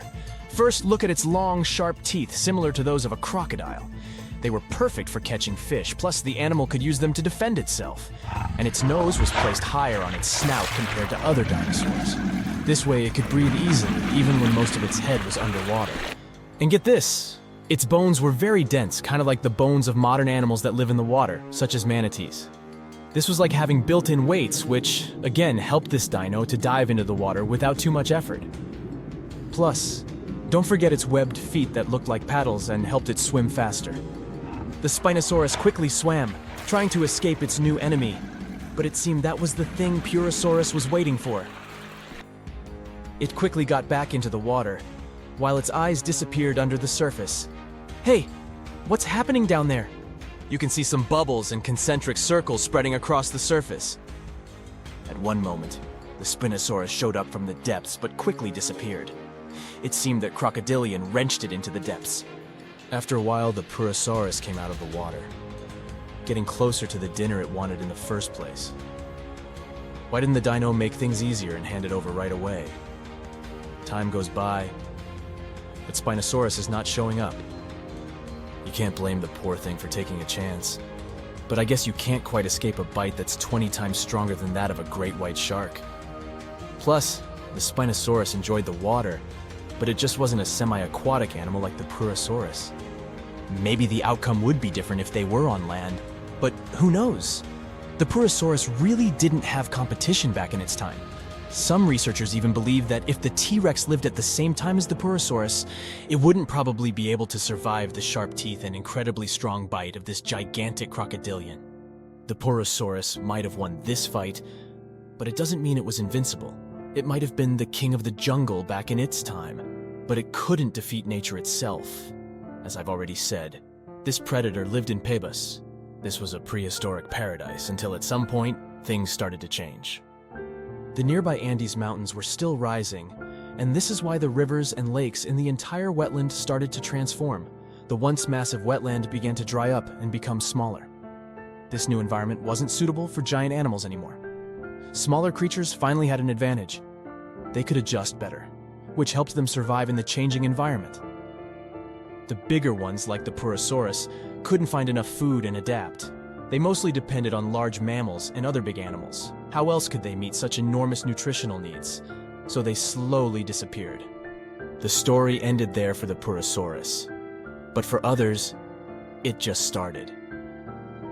That was the time when the Amazon River, as we know it today, started to take shape. Landscapes changed and new ecosystems formed. Smaller animals were able to thrive in these new conditions. We probably won't ever see such gigantic species tearing through the rainforest ever again. I guess we're lucky. That's it for today. So hey, if you pacified your curiosity, then give the video a like and share it with your friends. Or if you want more, just click on these videos and stay on the bright side.